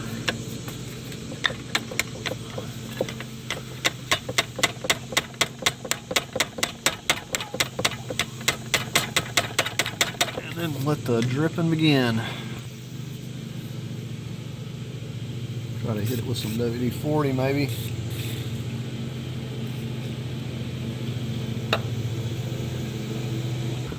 Okay, I've managed to get the upper one, but still have not got the bottom one.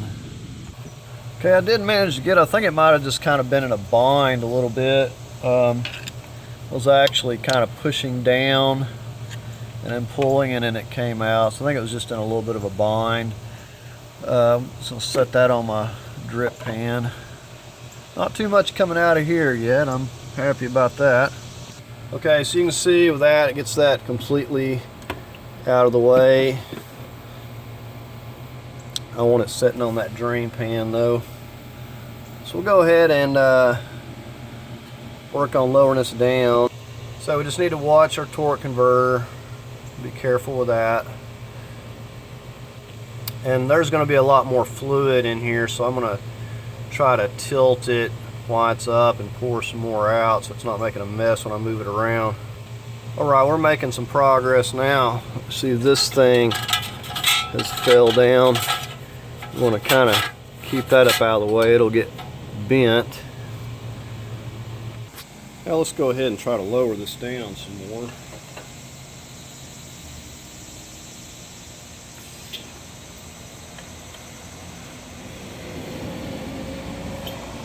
Alright, let's go take a look. So you always want to lower a little bit and then look. It's easy to look versus breaking something.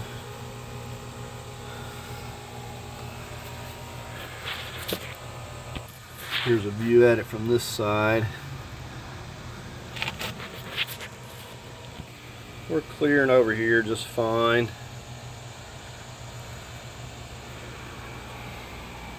So I've just got this kind of pulled up here.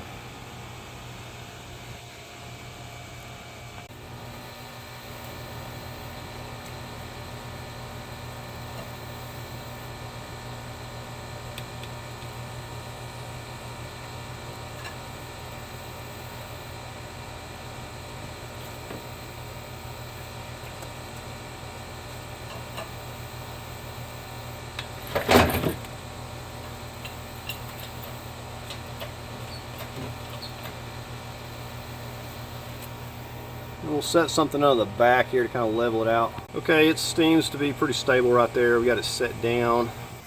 So we got the lift set down. Let's go ahead and get our straps and stuff out of the way here. Or get our lift out of the way.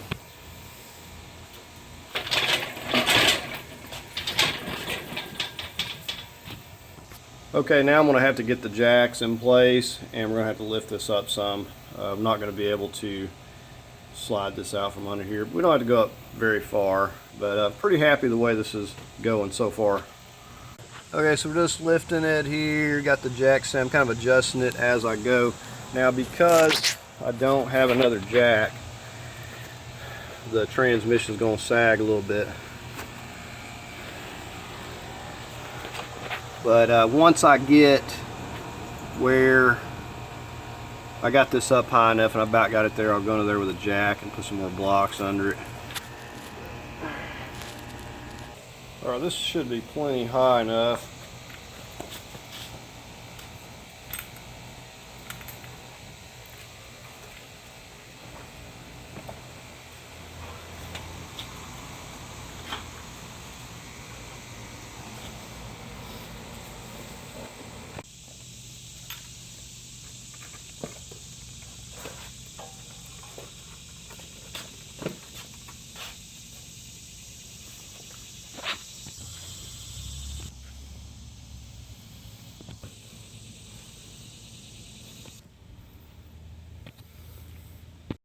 So I'm going to leave the jack stands with this height, because I know that's what it's going to take to slide the new one under, so I want it at this height.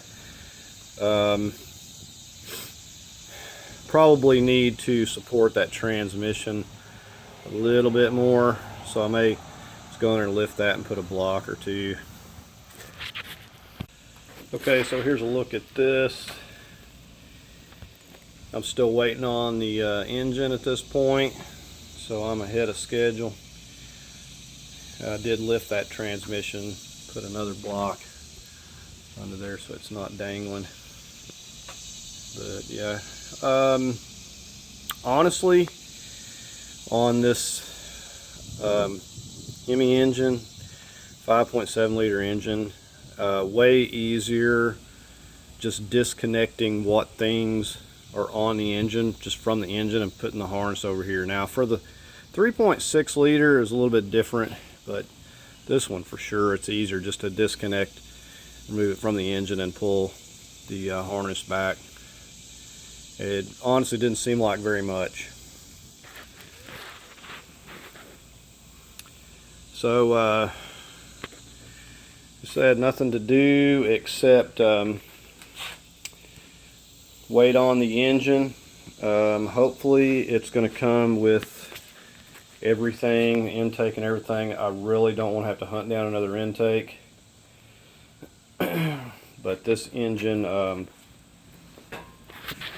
me show you over here. I was still finding holes. I'm really not sure. See, there's where come through the rod come through the oil pan there. But the other side is the worst. So, wow. Said if you get these remans, they want a core, so you're in bad shape if you got a situation like this. And as far as this torque converter goes, I need to, you know, you can't get to these. They're so tight. I'm actually going to have to tear this engine apart.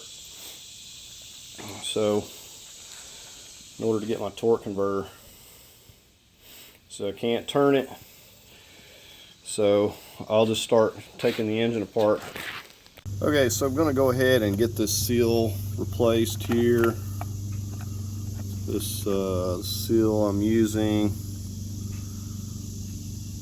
and it's got a seal puller. So let's see if we can get this out.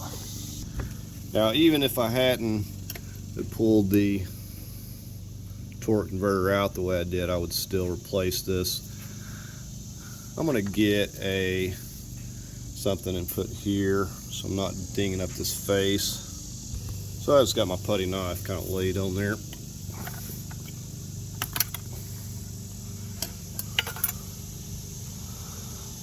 Alright, so we'll kind of wipe that up a little bit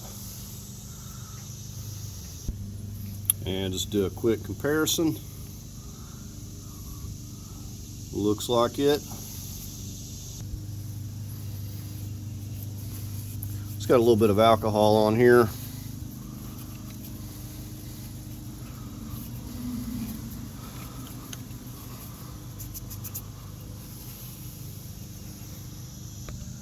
Now I just like to take this and go on the inside of this seal.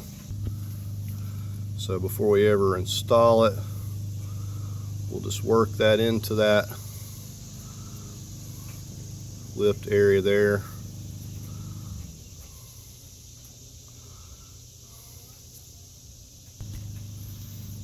And I'll put a little bit of that around the shaft of the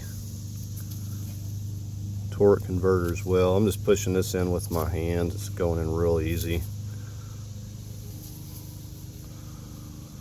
Just get it down flush with this surface so I don't catch a nail on it there. Right, it's good. Alright, so we'll clean this up. Just a little alcohol.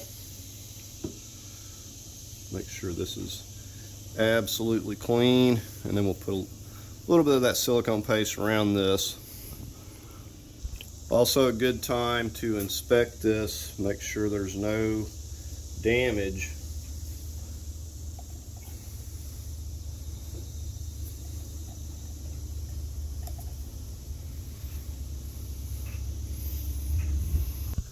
Okay, this thing still has a lot of fluid in it too, so hopefully we're not gonna make a mess here.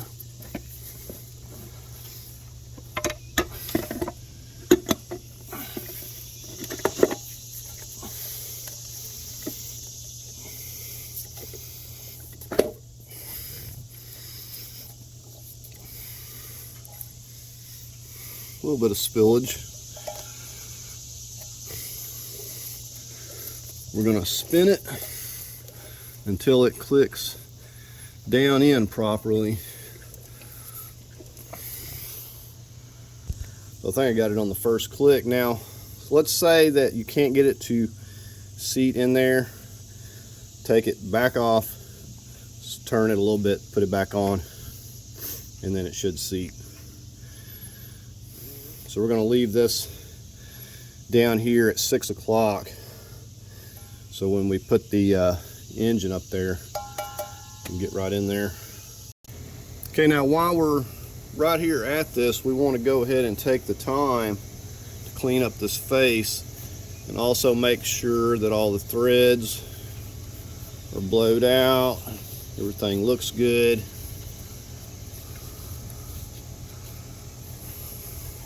Maybe take a flat file and go around it. Okay, I just got the replacement engine in here today. I was going to go ahead and let you take a look at it before I pulled the intake off here.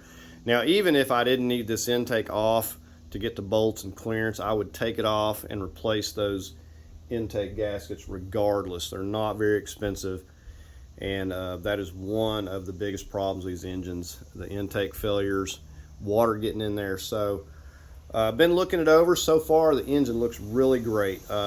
This engine's got 87,000 miles, and I'm not just looking for miles and I'm looking for an engine. I'm looking at the grade quality. This is listed as a grade A, so that means less damage on the engine. So maybe not the lowest miles, but the best looking engine, and so far it looks really good. So in these cases, makes the replacement a lot easier, less stuff to have to replace. The manifolds, everything's on here, everything looks good, so I don't have to mess with those, and overall everything looks to be in really good shape. Now I'm hoping that the oil pan's in good shape as well.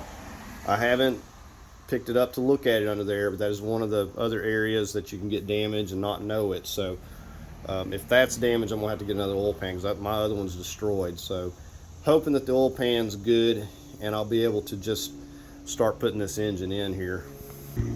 So you can see we got the coil packs and everything, and they look really good. Everything looks good. So that's always a plus, and you never know. It's really clean.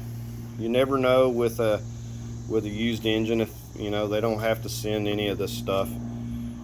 So it's nice when you get all the tensioners and pulleys and idlers and coil packs, and because you don't know about the one on your other engine. So anyways, I'm going to get this hooked up to my lift here, drag it on in here and pull this intake off. Okay, just want to show you what I'm working on here. So apparently this one down here was broken. Didn't even notice. I thought I was going to get away with not taking these manifolds off and just leave them be, but I think because I found this one broken, I'm going to go ahead and take the other side off on the off chance that one of those may be weak. But anyways, you know how much fun these are, and this thing has been fighting me every thread of the way here. So I've got new gaskets that I'd already ordered, and I didn't know if it was going to come with the manifolds or not, but I wasn't going to mess with them till I seen this. But I think since said this one here is broken, I want to take the other side carefully loose, just on the off chance that one of them may be getting ready to break, and just put the new gasket on there.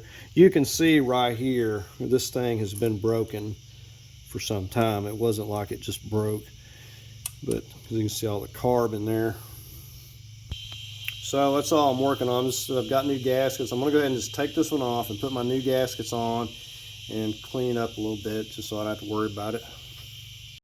Okay, so I went ahead, got the exhaust manifolds and the new gaskets on both sides, and just put the motor mounts back on there. It's the only thing I've done. Kind of got my straps on, and I believe we're ready to go ahead and just start wheeling this back under the car. Now I wanted to show you these intake gaskets here before I forget. Now I said this engine only has 87,000 miles, and just look how flat. I mean, these are doing absolutely nothing anymore. So if you've got some miles on your engine, you want to definitely replace these gaskets. They're really cheap and just prevent any problems.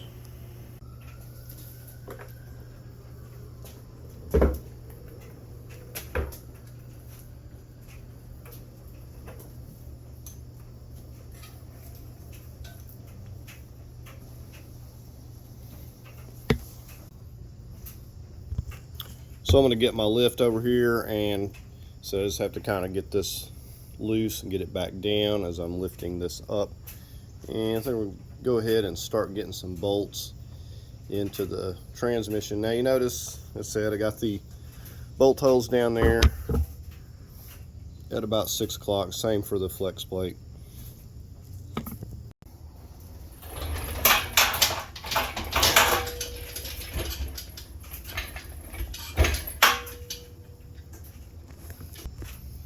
Alright, so you remember how I hooked these up, just going around underneath the cylinder head and the motor mounts, exhaust manifold.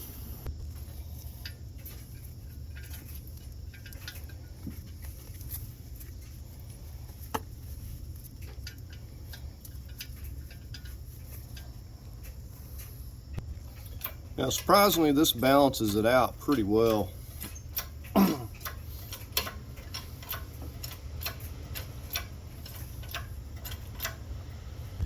And I'll have to just kind of move this AC compressor around as I get it lifted up here.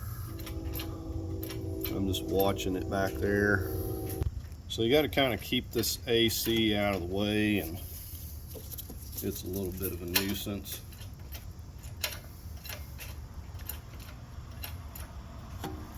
Kind of got it in an angle. Just kind of want to stop and check, stop and check. Said it's a lot easier to go slowly than it is to fix stuff.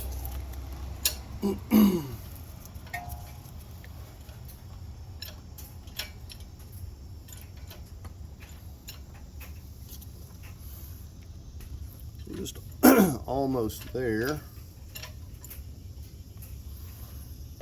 So now that we're up here like this, I can tell that the angle of the engine and the transmission is not going to work. The transmission is like pointed up too much, so I'm going to have to get my jack under there, take a few blocks out, or do something here.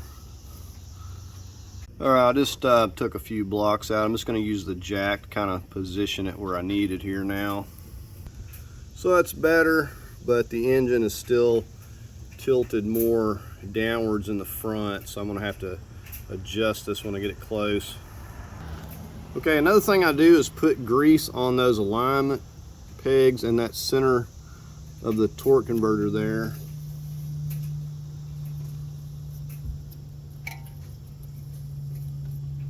Start moving this in. So I'll never get this tilted perfectly, so I just have to get it close and then move it in.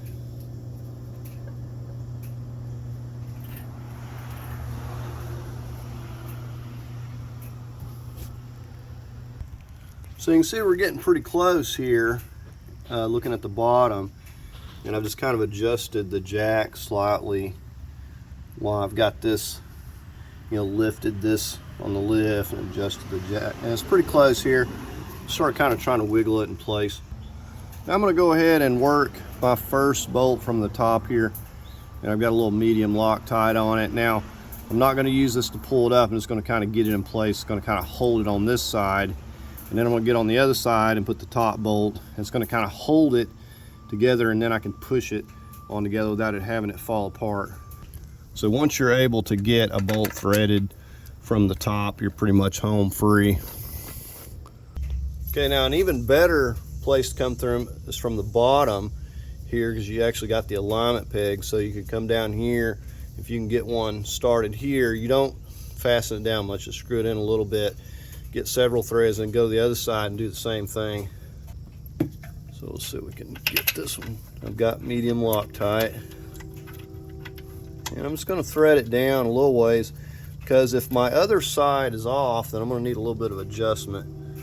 So we're on the passenger side here. Now you can see that we're close, but we're just not quite there. So I need to kind of like twist this slightly, and usually I can push it enough to get the bolt started.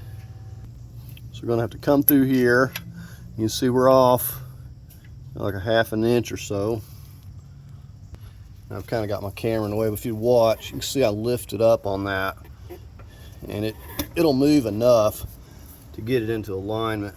Okay, so I guess I'm not getting anything accomplished today. After hooking up 4 bolts, I realized I left this out, this spacer. So I guess I'm taking it back off and redoing it. So I don't know, it's getting hot today. I may just quit after this.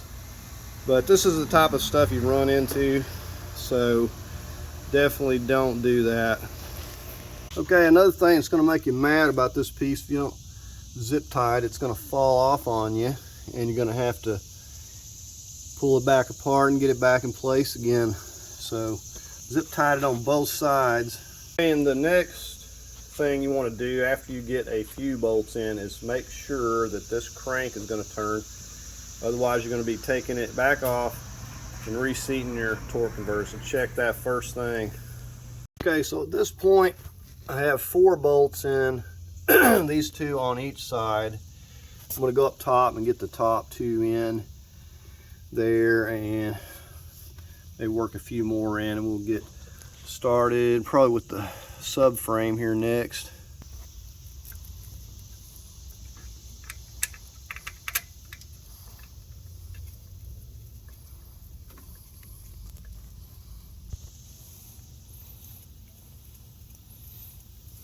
Just getting the one on the passenger side here. All right, we'll get a few down here.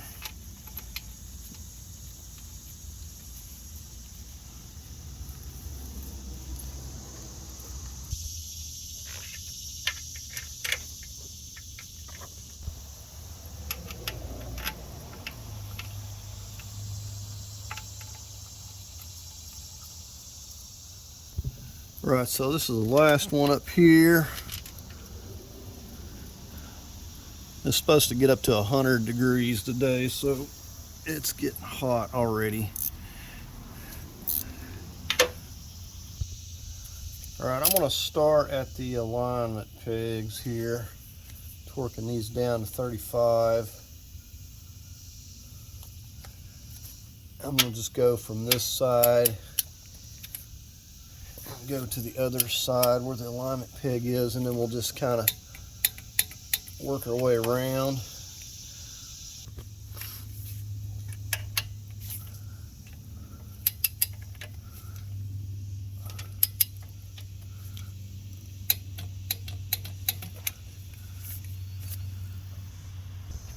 Let's go ahead and take care of this one.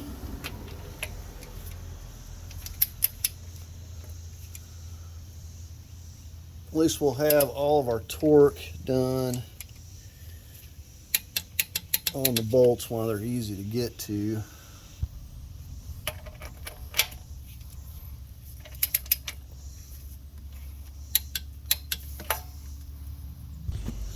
Now once we've made one pass, we'll go back around and just double check everything.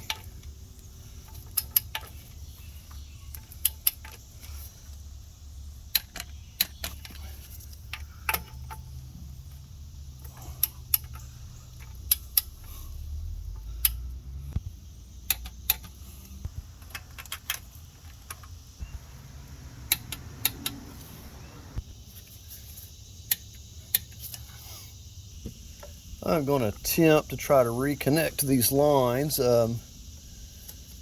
These haven't leaked until now. Now they won't stop dripping.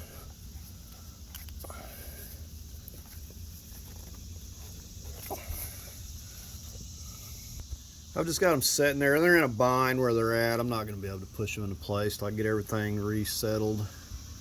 See how this is all lifted up and twisted and laying everywhere, so I just can't get them pushed into place. Okay, we got these two up here torqued. I'm just going to go ahead and hook up a few wires and get this bracket for the wiring reconnected. It's not going to get any easier than where it's at now. And we got this wire for the MDS down here. Just gonna snap that back together and lock it. And we'll go ahead and slip this back up on these bolts. And of course we just have the two 13s. I'm going to put them on the back side here. Now hopefully I'm not forgetting to do something before I put this on. I'm having a knack today for that. Let's get the one on the other side. And we got these two sensors right here at the back of the engine. Reconnect both of these. So anything that we can do now while it's easy to get to, the better off. All right, we'll go ahead and hook these coolant hoses.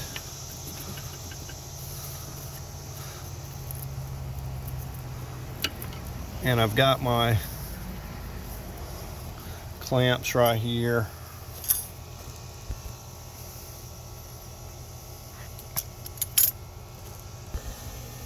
And we'll most definitely want to get the wiring connected on this starter.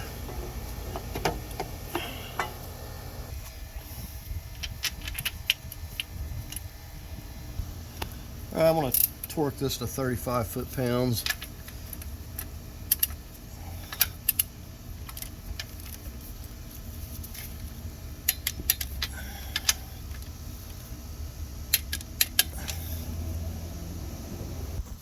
Well, I'm not going to be able to get the starter wire after all. It's the strap's kind of in the way here. All right, I can hook up the knock sensor. You have to use a pick tool to get these pried up. They will not turn loose any other way. All right, so I think I can get this up in here.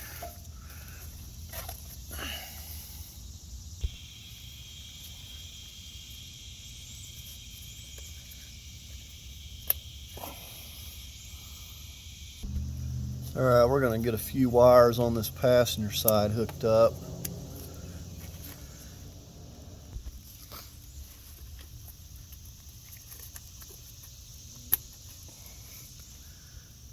All right, so you look up here at that stud, we got this wire, ground wire. Need to go back on that. And we got our 13 millimeter. Kind of got everything in the way at this angle right here. So we're just trying to get everything before we put the subframe right in the way. All right, we'll go ahead and get this upper O2 sensor.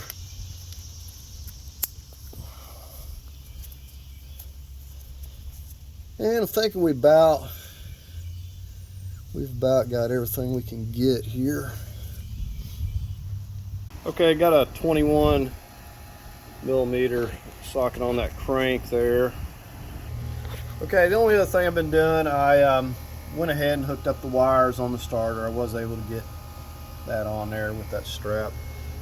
Went ahead, put the bolts in the AC compressor here, put that back on its bracket. It's kind of loosely there as far as these lines go, and I didn't clip those in yet on the off chance that I have to remove them again. So right now I'm getting ready to go ahead and get these torque converter bolts in. All right, so I've got some medium Loctite.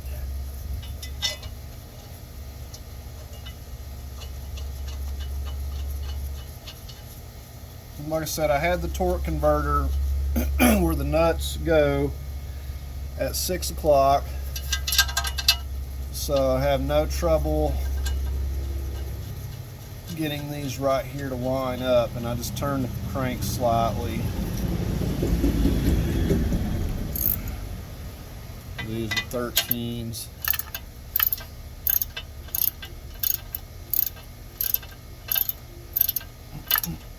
I'm just pulling the crank up. Now notice how much that bolt moves there. So you want to make sure you kind of snug them down. Don't get them tight, but snug them down so it doesn't go around and try to hang up on you.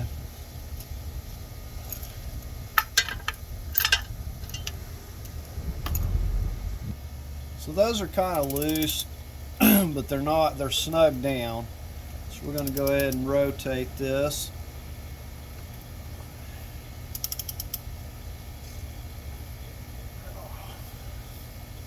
This thing has a lot of compression. Alright, there's our next ones. Let's go ahead and get some Loctite.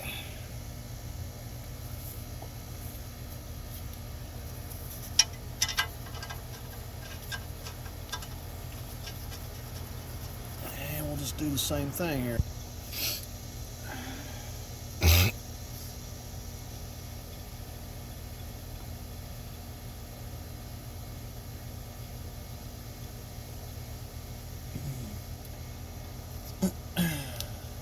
Okay, so I've got my torque wrench set to 25. I'm going to go through and torque all these here. I got a check mark there, so I just end back up where I started. Now you may have to hold your crank out here while you do this.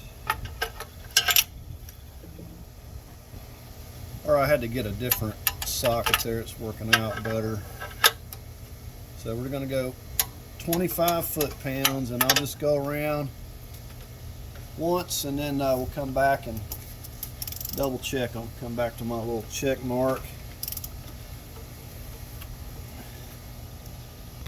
Alright, so I've already went around and made one pass. I'm just going to go all the way back around and double check them now.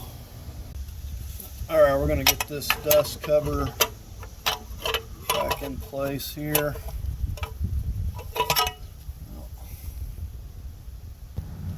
Okay, and I've got some medium Loctite on this little 10 millimeter. It's not filled like that. I've got this right here.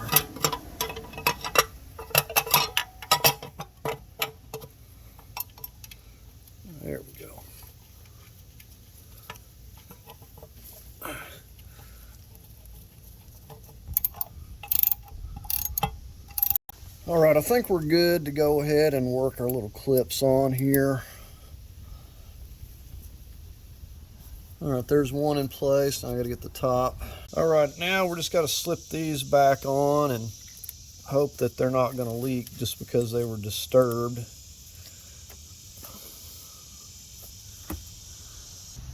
Okay, so right up here, just connected this O2 sensor connector for the upper O2.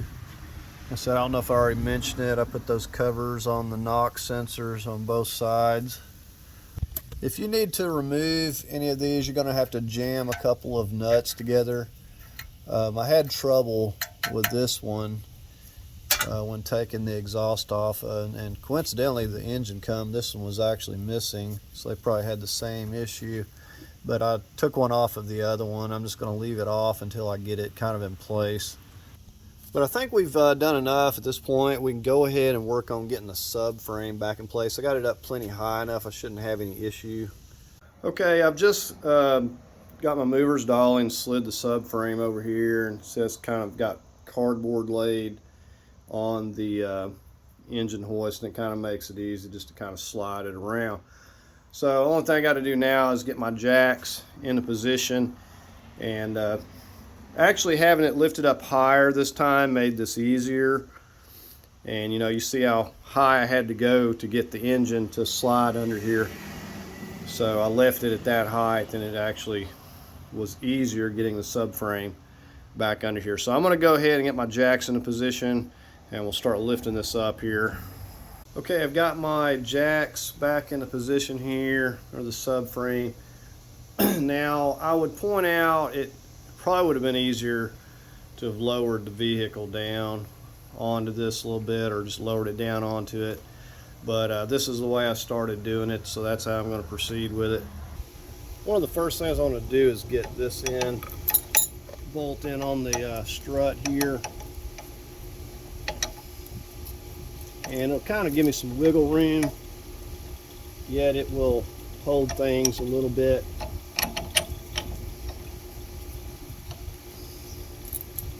And so I can wiggle it around to get it onto the subframe. Okay, I'm getting ready to put the bolt in here. So this is the rear one. It's all rusted up. I ordered a couple more to replace the rear. They haven't come in yet. Been waiting on them like a week. I'm going to put the good ones that were on the front in the rear, because I'm thinking that the front ones will be easier to get to. So I'm going to leave it that way, and when my new ones come in, I'll go ahead and swap them out. So this hasn't been too bad, even though I kind of did it the hard way. I'm going to leave that loose. Or I'm just getting the one in the front on this other side here. It's pretty easy to shift this around where you need it. I'm on the back passenger here. Alright, so last one. Like I said, these here I will replace. There's no way I would leave it with these rusty ones on here. I'm just going to snug these down here. I'm not worried about torquing these right now. I'm just going to be taking them back off. Now I am going to take this loose and fix this. This was already knocked loose. I'm guessing they hit something. But we're going to go ahead and torque both of these rear ones to 100 foot-pounds.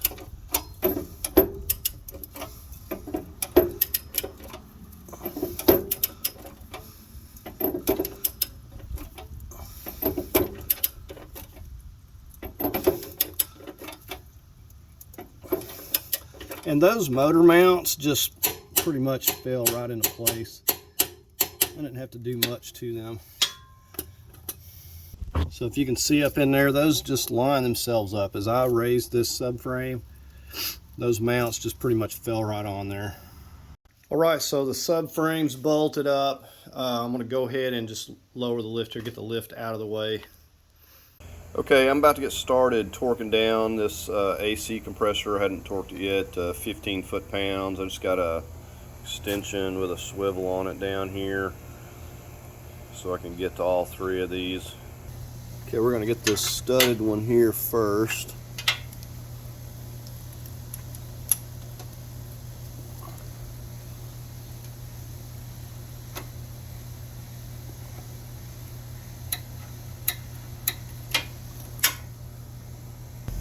Okay, we're going to get this lower one.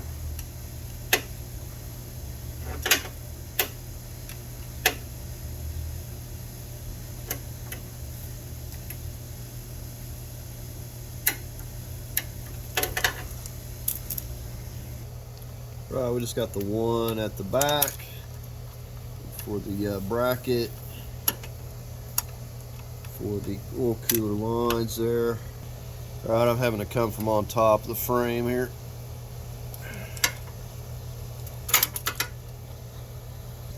Actually, I can't get it there either, so I guess I'm back down here again.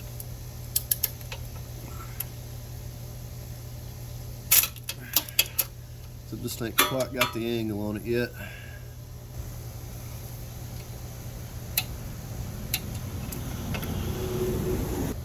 All right, I'm on the driver's side. We're going to start working the motor mount bolts in here.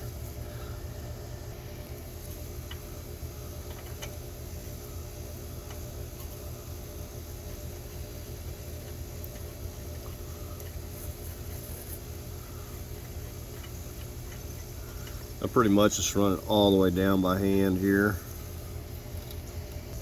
And these are 16s. I'm going to take the swivel again, the extension. Just kind of run this down a little bit. Get on the rear one and come back and torque it.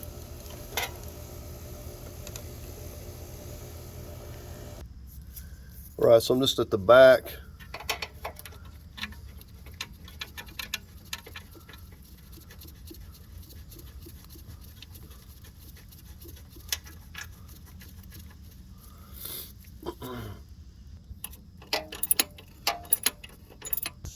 Right, I'll be torquing these to 35 foot-pounds.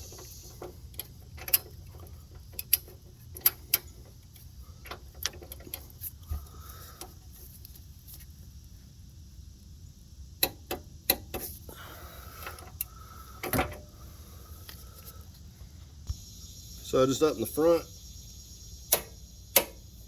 just using my swivel again. All right, so all kinds of room on this other side compared to the other side, the driver's side. Of course, we don't have the alternator in here.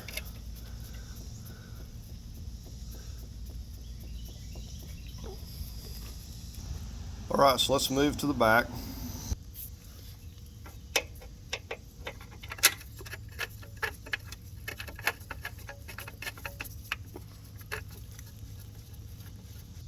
All right, just torquing the back one here. It's a little bit more difficult with the limited space, but it's doable.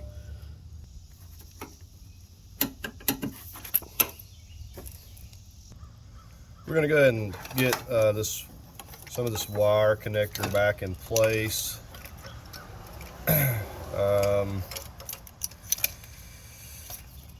Trying to think, probably need to wait until I get my intake to do all this. May very well get in the way, actually.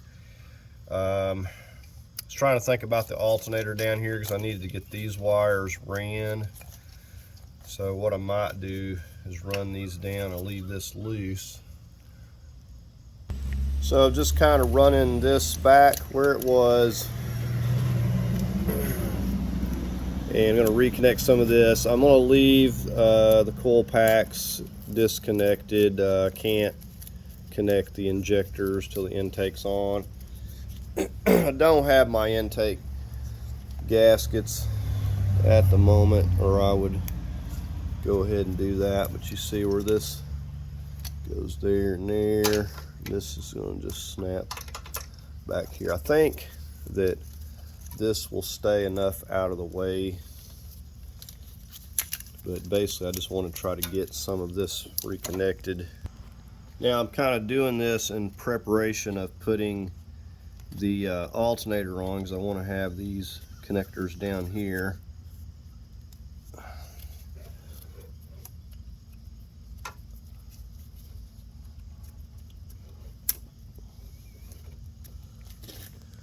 We got a locating peg right there, and I seem to remember these bolts not wanting to remove down here, so I've put them in first. That was our, so we got the locating peg on. Get a few threads started to hold it.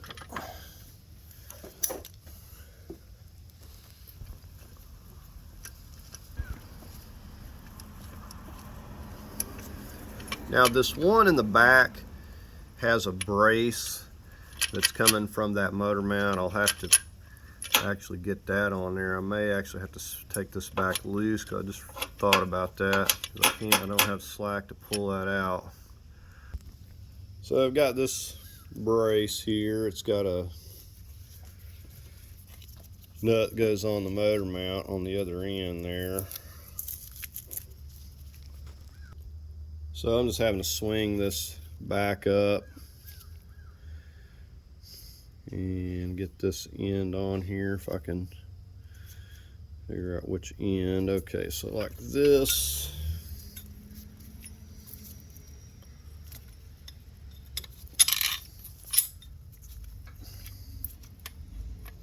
And hopefully I can swing that back down. Not quite sure what the purpose of that is.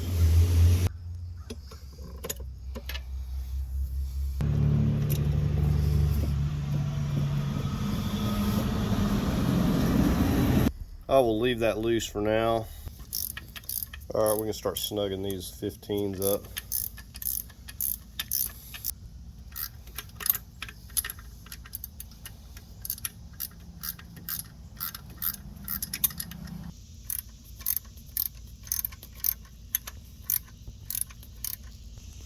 Okay, and I'm going back in there, this 13, and just snugging that up.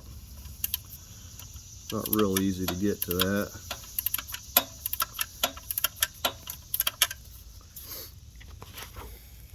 I'm going to torque these to 35.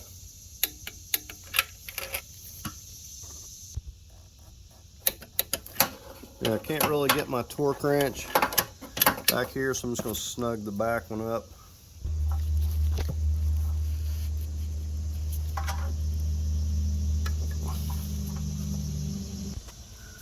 Now it would have been easier to put this on here first, but I had too much stuff going on with the brace and everything, so I'm just going to make the best of it here.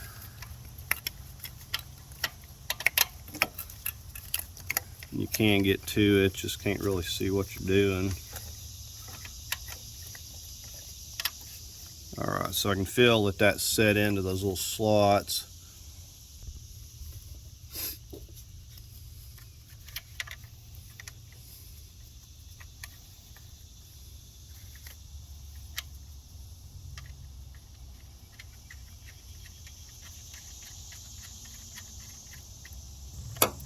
Tighten this 13 up.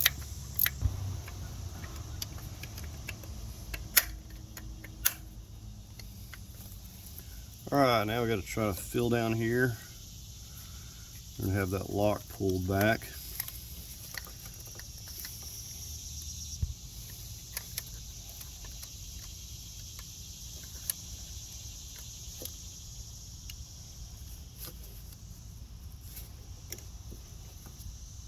Alright, I think I'm going to go ahead and get the belt while it's nice and handy.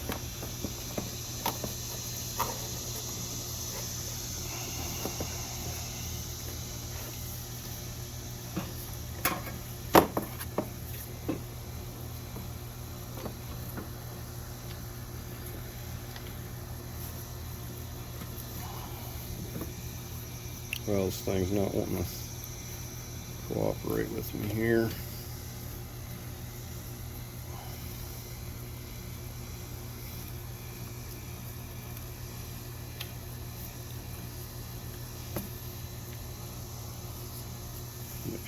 got it in the grooves before I get my tensioner.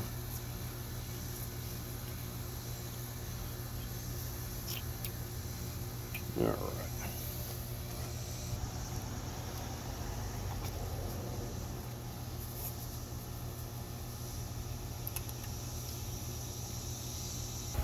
All right, we're going to be putting all these knuckles and stuff back together. I don't have all my new rotors and everything, so I'm just going to put everything back together with what I got for now, but I will be changing these out.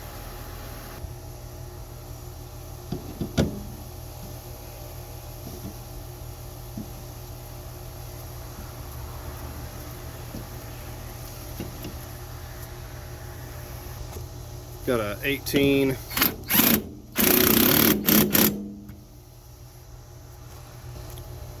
I'm going to torque this to 65 foot-pounds.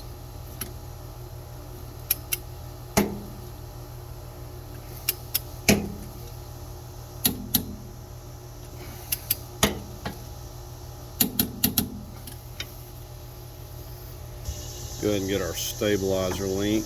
And these are going to have to be replaced. I really wish I'd quit hitting the camera today. The 21. Said this will do nothing but spin, more especially with these old ones.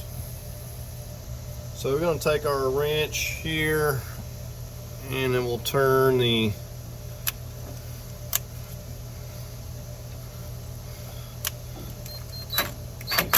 the 10mm.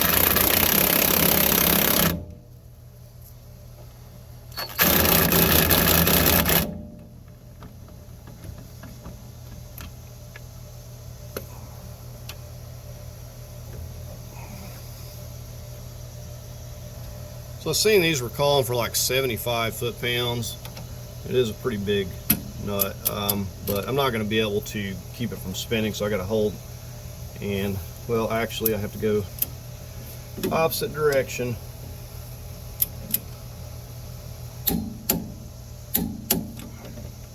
So we actually have to torque that part. This lower strut bolt here is an 18mm. I'm going to torque this to 130 foot-pounds.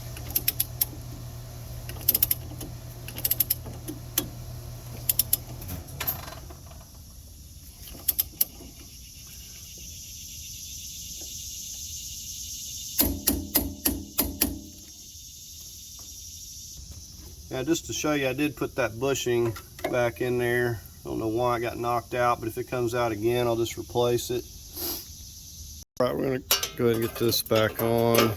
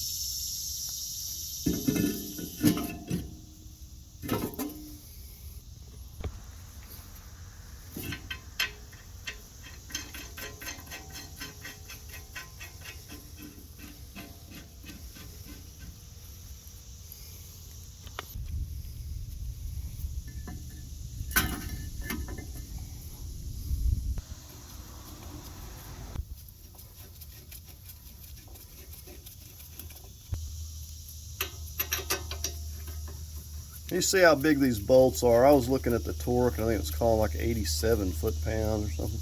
I want to go at least 90, maybe even 100. That's a big bolt.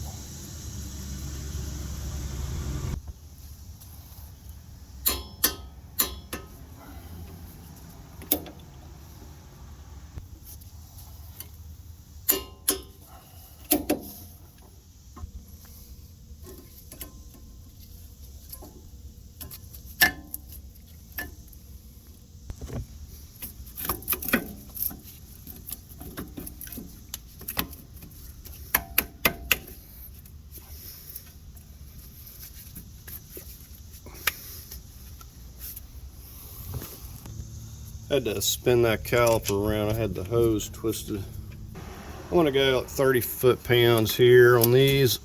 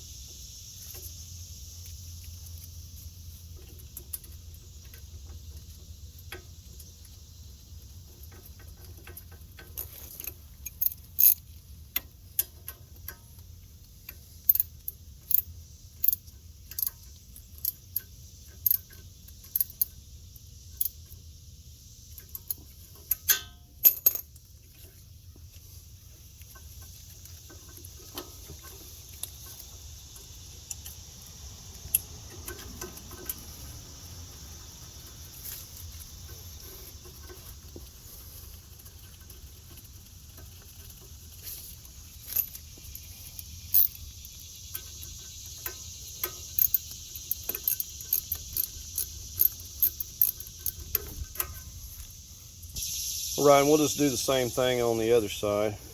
Okay, I'm going to go ahead and get this steering shaft reconnected up here.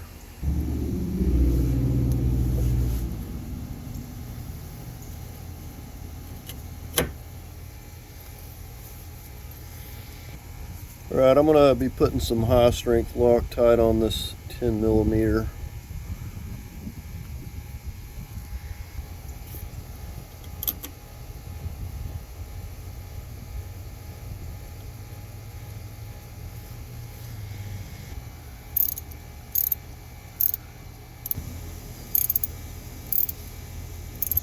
Alright, I'm going to go ahead and torque this to 35 foot-pounds. Okay, so I've got the catalyst separated here. Just use my reciprocating saw to cut those bands. So these actually separate quite easily once you get that band off there. You see how it's got a little bit of a slot there, like these are cracking. But yeah, I just cut those with a reciprocal saw and just hit it with a hammer and knock those loose. There's no way to get those old rusty bolts off there, but yeah, there's that part where it allows you to crimp it down tight, but it actually comes apart really easily. I just kind of wiggled them apart. So not only is it going to make putting this back on here, these catalysts, easier, but I'm not going to be using this straight exhaust. I'm going to put some mufflers on here. So another thing very important while you got all this stuff out, I even did it with the exhaust manifolds, everything. Take those O2 sensors out and put anti-seize on them. At the very least, break them loose, because sure as the world you're going to have an issue with one of them, and it's not going to be so easy to get it loose in the vehicle. So I do that every time I have them out. So we'll go ahead and start over here with this driver's side.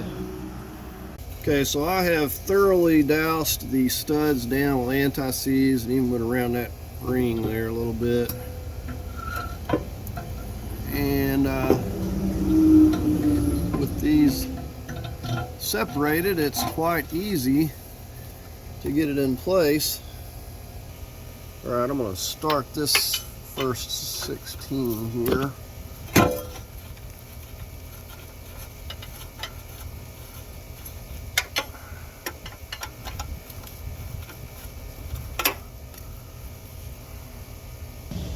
Now this one's going to require the use of the swivel.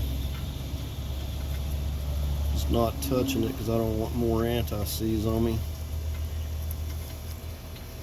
Just getting it started. So I'm going to be torquing these both to 35 foot-pounds. However, when it comes to putting this back together, I may have to take them loose. We'll see. So when it comes to hooking up my back part of my exhaust, I might have to have this back loose, but either way, it'll be easy enough to get it loose. Let's get this one here.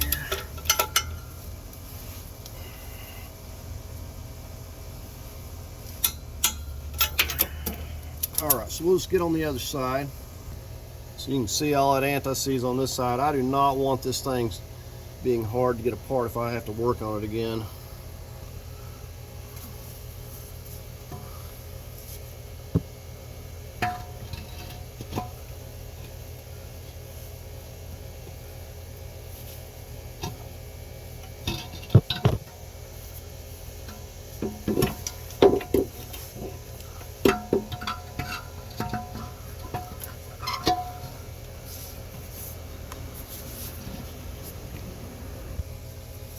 So I've got my swivel here again just to kind of make it a little easier, but the ones on this side are real easy to get to.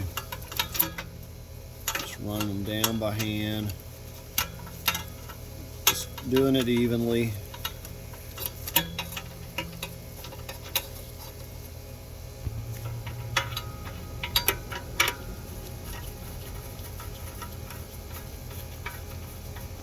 So it's hard to tell from down here if you're doing it evenly or not. You just pretty much have to look at your bolt threads there, or just kind of turn it the same number of turns. I'm just kind of snugging them down first, just with a smaller ratchet.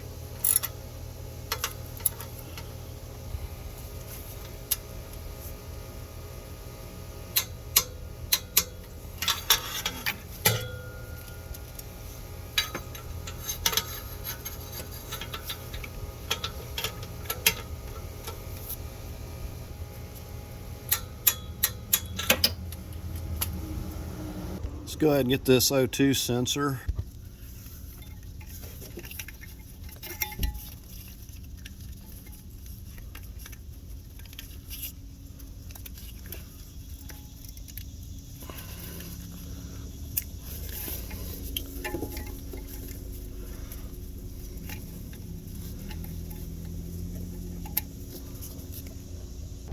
All right, let's get this one on the other side here.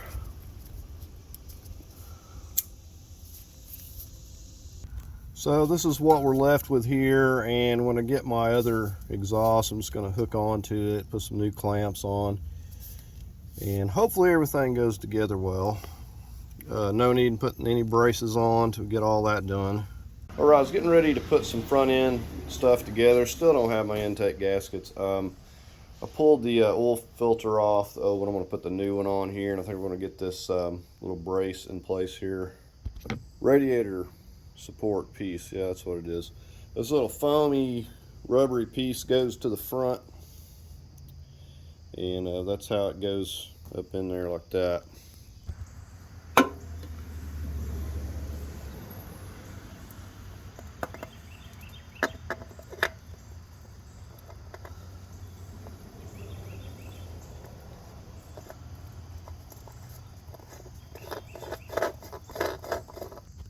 Okay, I also need to get this these connectors for the rack pinion here.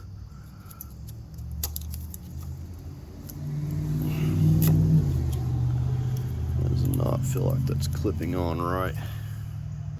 Put a little bit of my silicone paste on there and try it again. Just tell it was not locking the first time.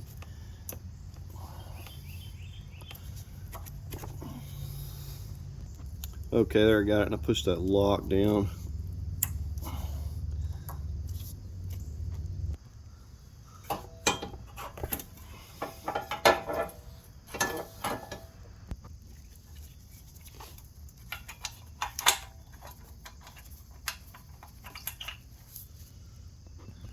All right, I'm gonna torque these down to 25 foot-pounds.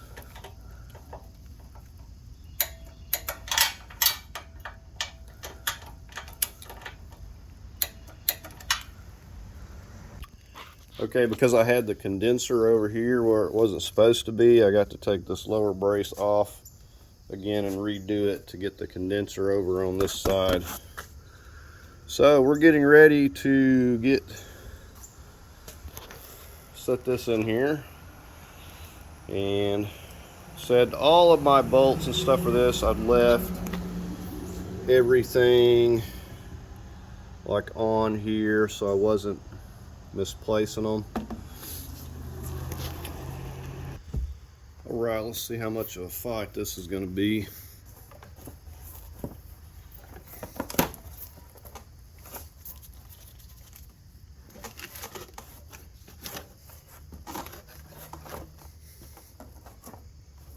Hence the reason for the cardboard.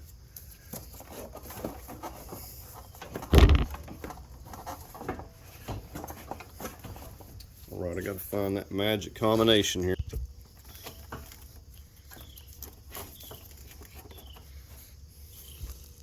So I was basically trying to hang up on these and these.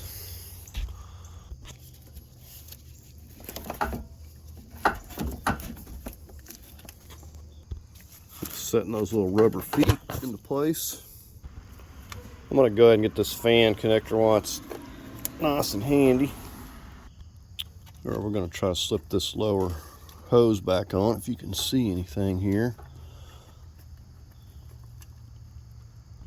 And I'm using a screw styled clamp here. No way I'd want to fight with that spring clamp.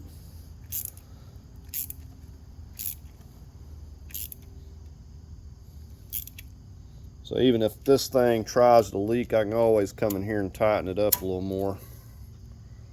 Another thing I want to do is put my oil dipstick in here before I forget. I'm just going to be feeding it down through here. I got to take that little red plug out. Alright, so you can look right in there and see that little red plug.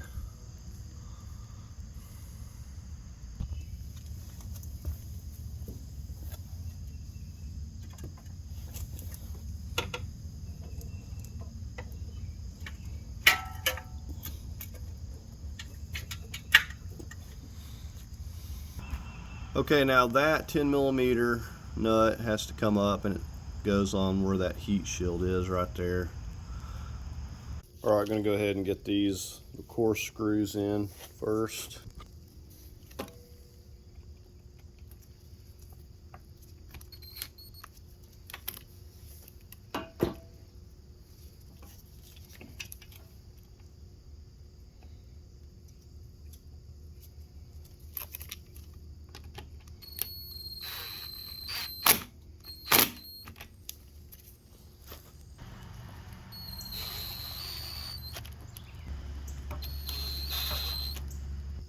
A little machine screw goes in the side here.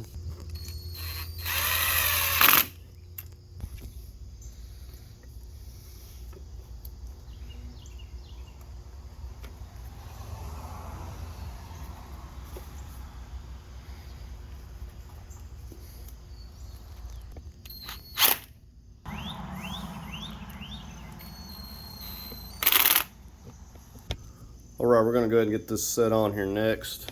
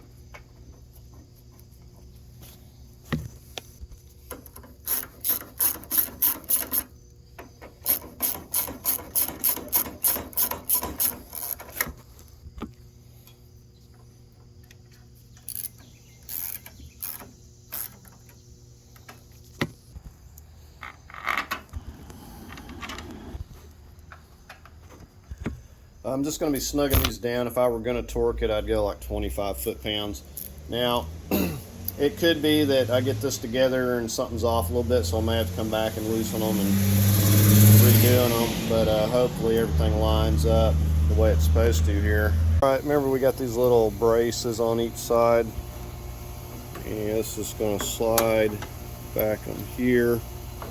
This goes through to that welded nut.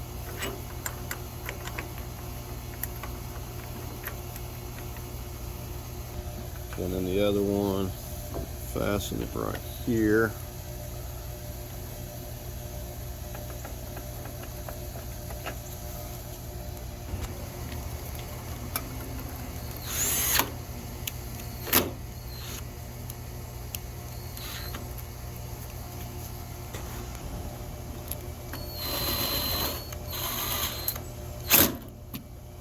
I'm going to start taking care of some of this wiring. We got this little sensor that's going to bolt back here with this 10 millimeter.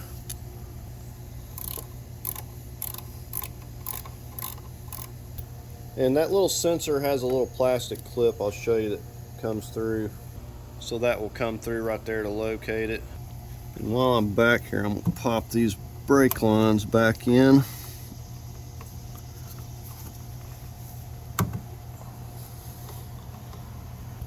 Finally got it.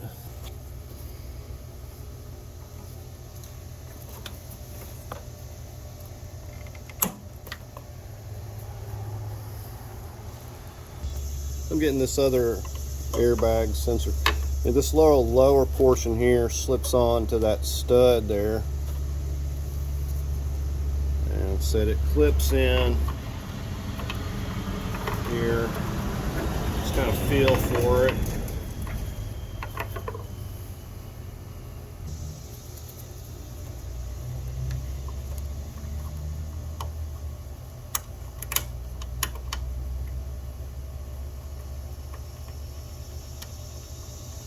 We'll get that snugged up. Okay, at this point I'm going to put these little plastic shroud pieces on here. I hope I'm doing this in the right order, because I think this goes on for the wire here. Try it from the bottom. Okay, this thing had me scratching my head for a second. I finally remembered how it went. Sits in there like that. Got the push pins, and that's why I label these right and left, because it'll make it even more confusing when you go to putting it back.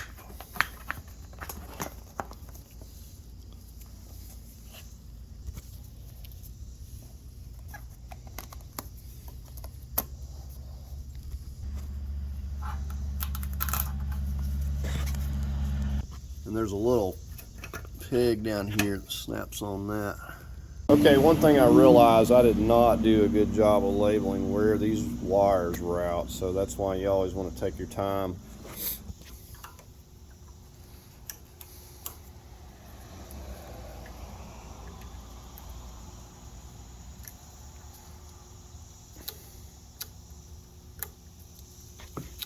Getting ready to clip this underneath.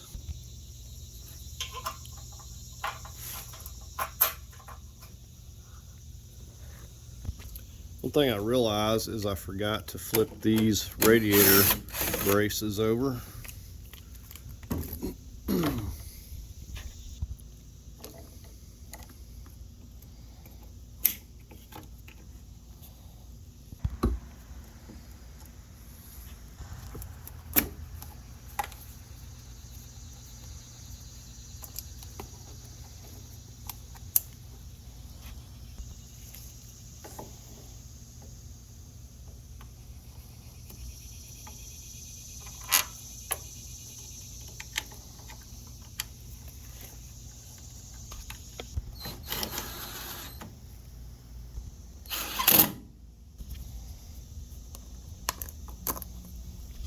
Where I'm going to get to work on putting this headlight in here. It's got the one connector.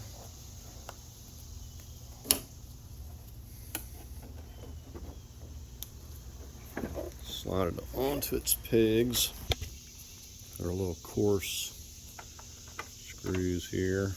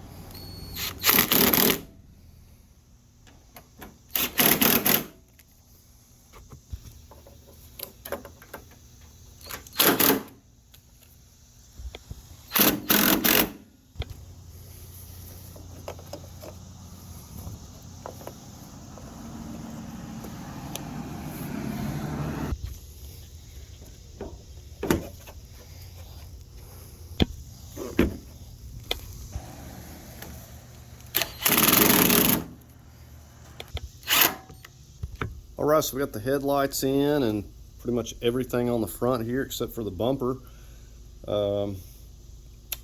So it's about all we can do at the moment. Like I said, I'm still waiting on these intake gaskets. Okay, finally got the intake gaskets. Going to go ahead and get these put on. Another thing about these failing could cause some really serious problems, but you also have the oil seal where you fill your oil, and if that fails and this fails, it's going to be sucking in oil.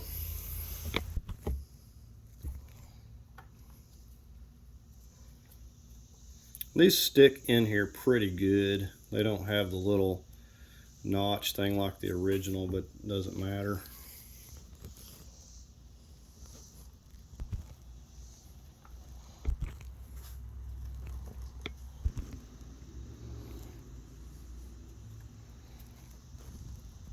And we got a couple more seals. I think this may be the oil cap. This is the throttle housing.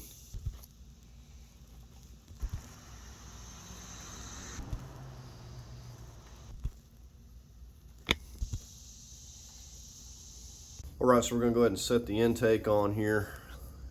Now we got the hose here at the back. I snipped like a 1/4 inch off that where it's cut and got that ready to go on. This thing has still got gasoline in it.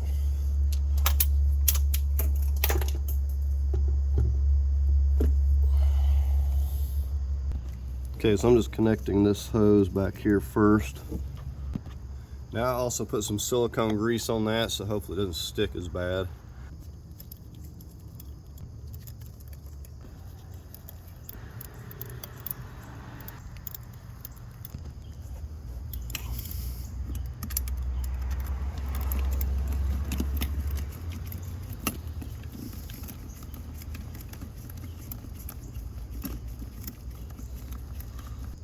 So all I'm going to be doing is just kind of zigzagging from the middle, working the way out. We'll go to the other side. I'm going 80 inch-pounds on these. I'm just starting in the middle, nothing fancy. I want to go around. I'll make at least 2 passes. Now I'll go back to that side. All right, so I've already made 2 passes, and they didn't change after the first pass. And I gotta tell you, it is very nice that this thing came with the intake and everything, because the one on the other engine was melted. And not only that, but we get these new injectors or lower mild injectors and all the components.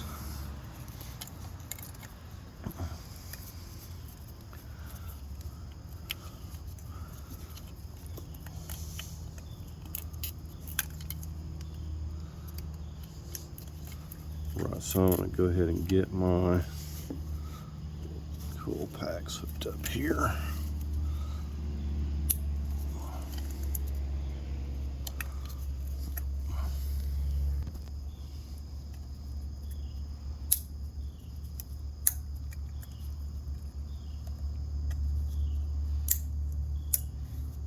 Said this engine also came with these new coil packs and the plugs look good.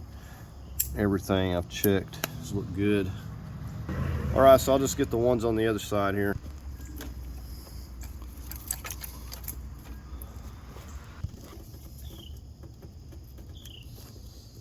So the engine came with these old plugs they cut, and I can take the locks off of those and put on here. We got a new purge valve, this thing too.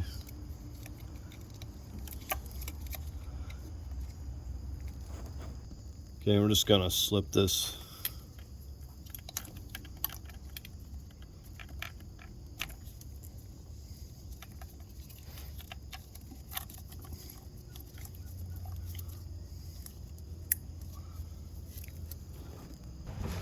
Right, let's get ready to hook this MAF sensor up here.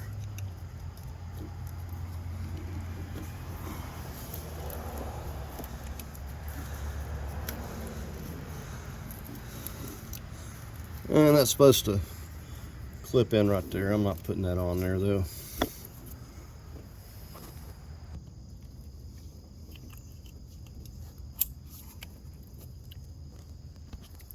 All right, we're just back over here at the throttle housing.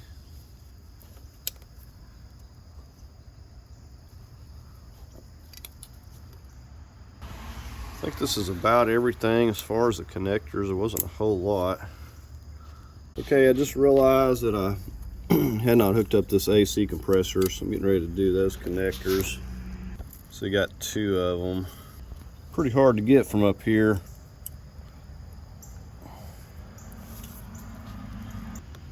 All right, so just come down below to get this bottom one here.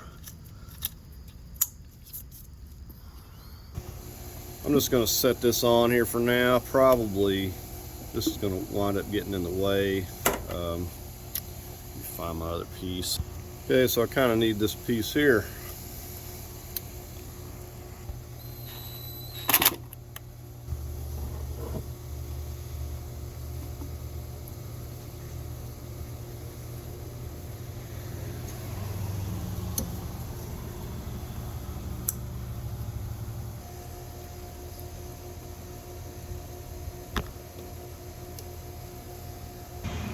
It's actually pretty solid like that. I left the other piece off for now because I'm sure it's going to get in the way of me doing other things, so I'm just going to set it up like this for the moment. Right, so we're going to start getting some oil in here. I believe it takes 7 quarts on a drain fill, and with it being really dry, it's probably going to be more than that. So I'll start off with a minimum of 6 quarts. Oop, overfilling. And while I'm over here, I noticed I never connected that right there.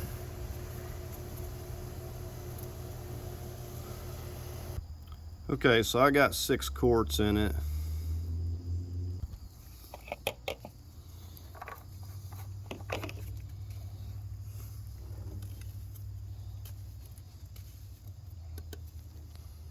All right, let's check it out here. We're still on the ad, looks like. Maybe still running down a little bit.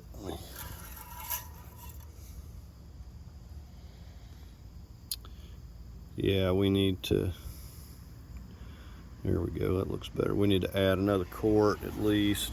Okay, at this point I think we're gonna go ahead and get our bumper over here and get it on, and we'll start getting these fender liners and get the wheels on and any other connections we need here. I just set some cardboard down here to kind of protect it. I'm gonna go ahead and get it lifted up here.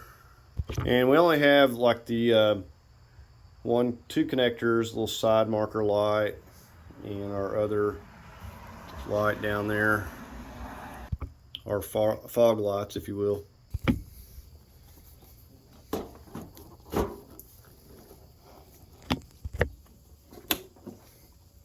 So I'm going to start with these push pins up here.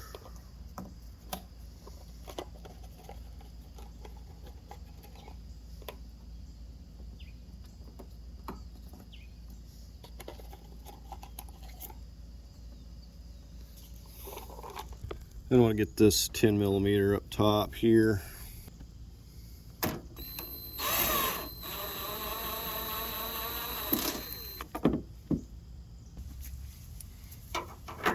Okay, now we're just in the fender well here.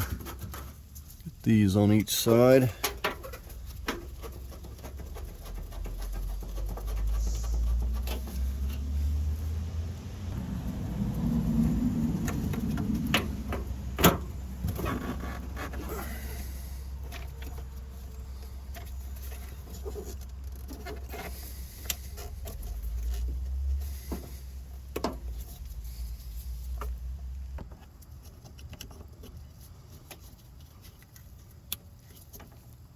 Okay, I realize I can't put my fender liner in yet because I still have to replace my new subframe bolts up here in the front, and they're going to be in the way. I'll actually have to fasten this up and take this back down, this lower part of this bumper as well, because I'm still waiting on those. So I'm just going to go ahead and slap the tires on here. Okay, getting ready to get this cowl brace in. And one thing that I'd skipped over, I just now thought about, was installing this cable. Run it up over this little plastic piece in here and had it setting up here, but I still hadn't hooked it up. Should have already had it hooked up. Pretty simple. We're just gonna hook it and then pull it back and just lock it in just like that. But I already had it previously run up here. I just forgot to connect it. Now over here I've got to hook this part back into this motor here. That little rubber piece right there. So then we got a few things going on. We got to slip it under this, and then we got to lift up the computer and slide it back down onto here.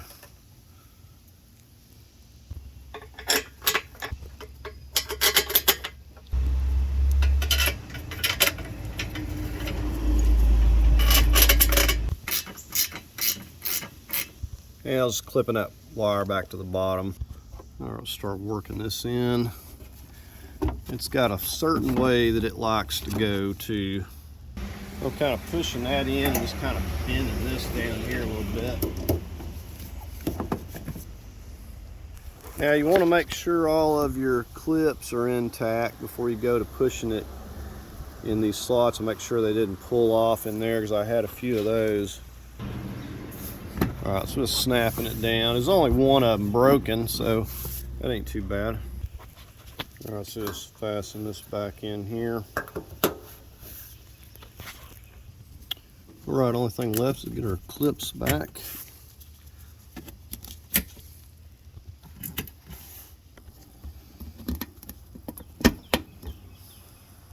Alright, so let's get the wiper back on. We still have the dirt line right here, so we can just line it right back up with that.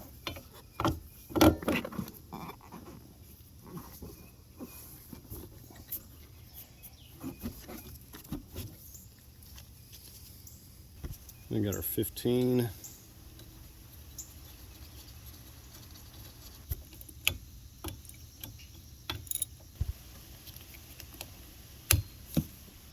I'm actually going to wait on that one until I get the car lowered. It's just simply up too high to get to this right now. Alright, so we're getting ready to install this exhaust system here. And I will say that this is a really nice looking, supposed to be stainless steel. I got an unbelievable bargain on this. I think it was like $200 altogether. So I don't want to talk too good about it, because I'm going to have to install it and see how it goes here. With aftermarket, you never know how everything's going to hook up, but it looks to be pretty close in length. And I've checked some of the hanger locations and stuff, and they seem to be okay. So it comes with 8 of these bands here for every junction, even the ones up on the catalyst there. So everything from the catalyst back I have here. So what I'm going to do is start with the mufflers and just kind of work my way back and see how this is going to go. But this is all in sections I'll show you here. So let's do a little walkthrough of it here. So you see right here, where these join, they go together real nice. They're slotted so they'll crimp up. So those join there, and then as you move on up, it joins to this muffler, or these mufflers here. So you got the junction there, and then as you come up, it joins to the X. These mufflers join here, and then these are going to join to both of our catalyst, drivers and passenger. So I'm just hoping that everything is going to hook up nicely. So we're going to, like I said, we're going to start with the mufflers back here, hanging those first. We'll want to slip our bands on before we slip the pipe in there, and we'll just kind of have everything loose, and we'll see how this is going to go. So you'll want to get you some grease, some sort, on those hangers there before you start this, or you won't be able to get these to slide on. All right, let's see how this is going to go. We're going to have to slip it up in to this little end piece first. All right, you see that rubber hanger there? I'm slipping it into. All right, one end in. All right, let's see how this one's going to go here.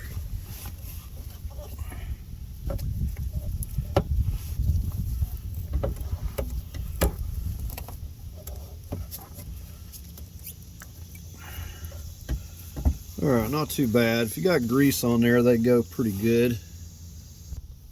All right, so getting this other side here. Always manage to get the camera right where I don't need it. All right, let's try this again.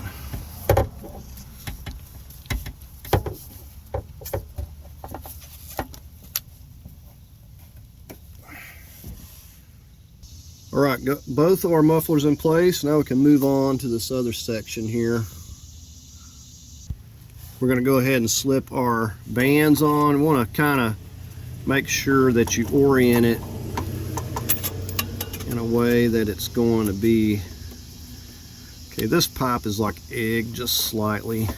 It's not wanting to go on here. So anyway, I'm going to set it like that so I can easily get to that right there.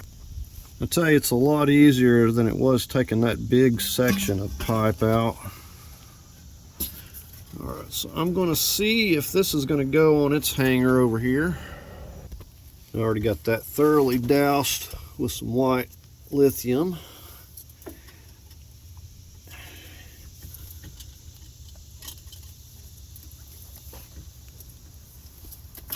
So that one went in fine.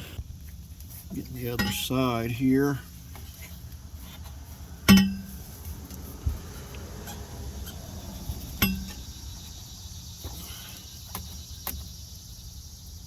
Sometimes even with the grease it's tough. So I did this one differently. Slipped it on up there first. This is the one that's egged a little bit. It's a little tight of a fit. Okay. All right, there, I got that to fit. So we got a couple sections here, the mufflers and this section. We're going to go ahead and move up here to the next piece. Okay, so we're getting there. I need to get my clamps on there. Okay, clamps are on. And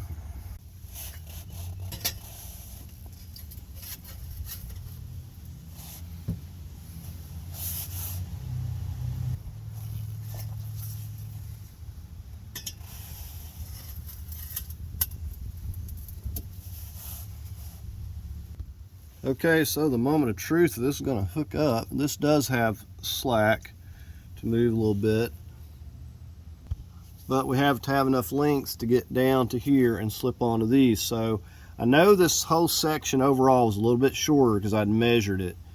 You know, it was at least about 3 inches shorter. So I'm hoping that maybe I didn't measure right, or it's going to have enough slack to work it out here. So I think I'm going to try to slip this end on first and see how this is going to go.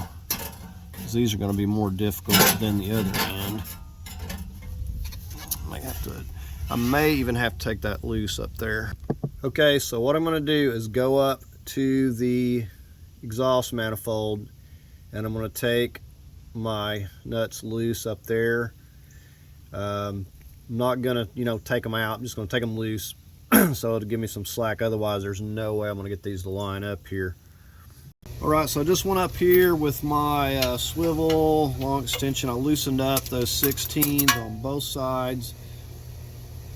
Went ahead and slipped the bands on, the nut side facing out. Okay, so we're going to slip it on here. Now that I've got the slack, I can kind of move these around a little bit.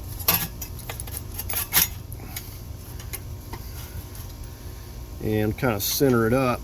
Now what I'm already seeing is that this is going to come up a little bit short down here. Even if I pull this all the way out a pretty good ways, it's going to come up a little bit short down at that end.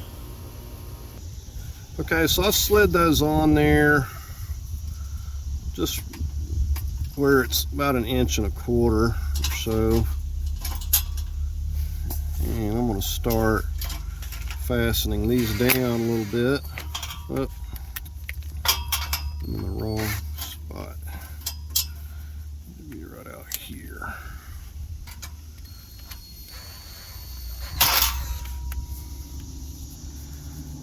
All right, so get the one on the other side.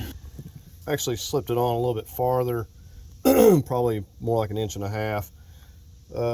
You kind of like got to center this thing up, kind of holding it here, making sure these are even and kind of centered before I go fasten these to the exhaust manifold here.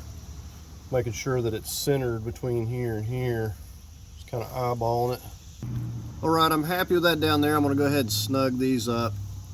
Okay, so I've got that fastened up and tight, and the pipes here are catalysts are torqued to the manifolds, and this is centered up about as best as I can get it. Like I said, it's going to be a little bit short, but if that's the worst of all this, I can deal with that. That's not a big deal. What I think I'm going to do is probably have this piece most likely welded to the mufflers, maybe. That's what I'm thinking. I don't know which one would be best, either have them welded to that or the other pipe.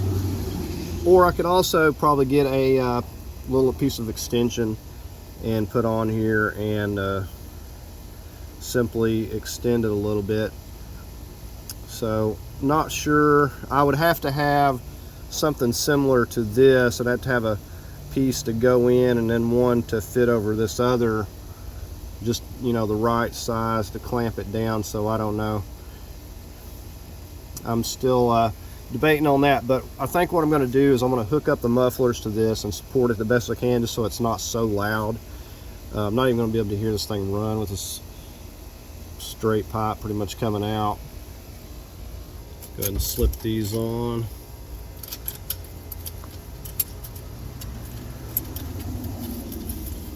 So overall, this pipe and everything is really nice.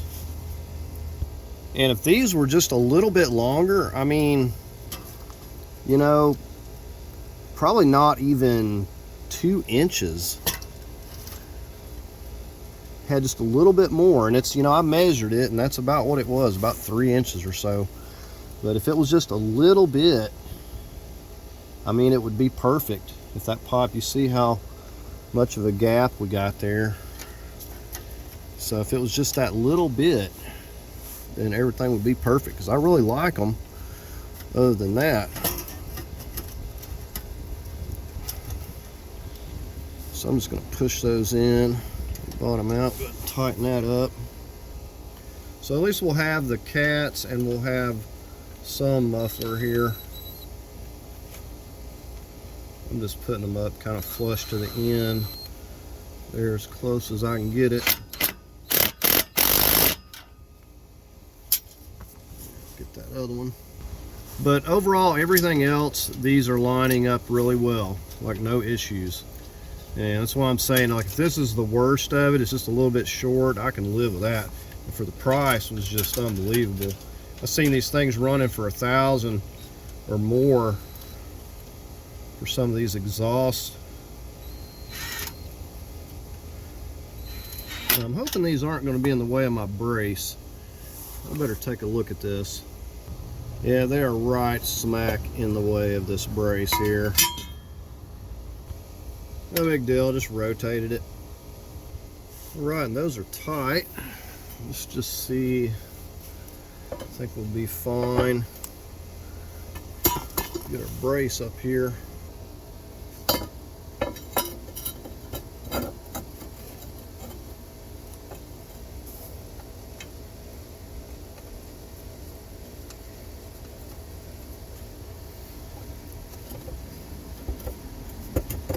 Well, I guess it'll be sitting on this making racket until I get the back part welded up. I think that's probably what I'm going to do, is just take it to the muffler shop and have that little bit welded up. It won't cost a whole lot. So I'm still happy with it for the price. Great deal on this.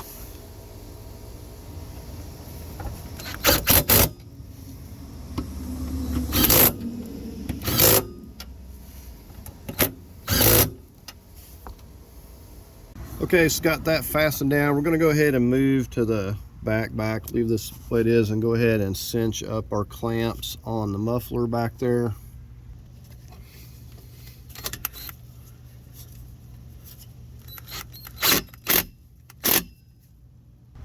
Alright, so we got that all tightened up. And if you look here, I mean, it's lining up really good. The muffler shop won't have any trouble. They'll probably just slip a piece in there and weld it on. Okay, so overall, I'm real happy with this. Getting this fixed is no big deal, but this really looks nice. This stainless steel is a really nice look. Here's another look at the mufflers. Way better. Okay, so I'm about to start getting some water in here. I'm just going to be putting water for now and some of this cooling system cleaner, and I'm going to run it through there for a few days before I put coolant in it.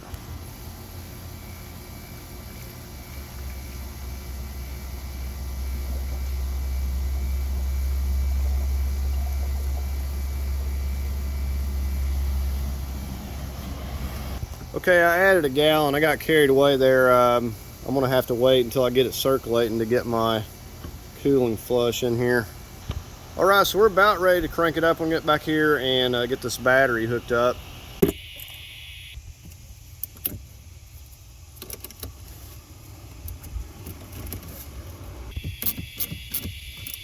And before I forget, I did put that other brace up here. There's two of those. Okay, so I have not cranked this up as of yet. We're going to find out together what it's going to do here.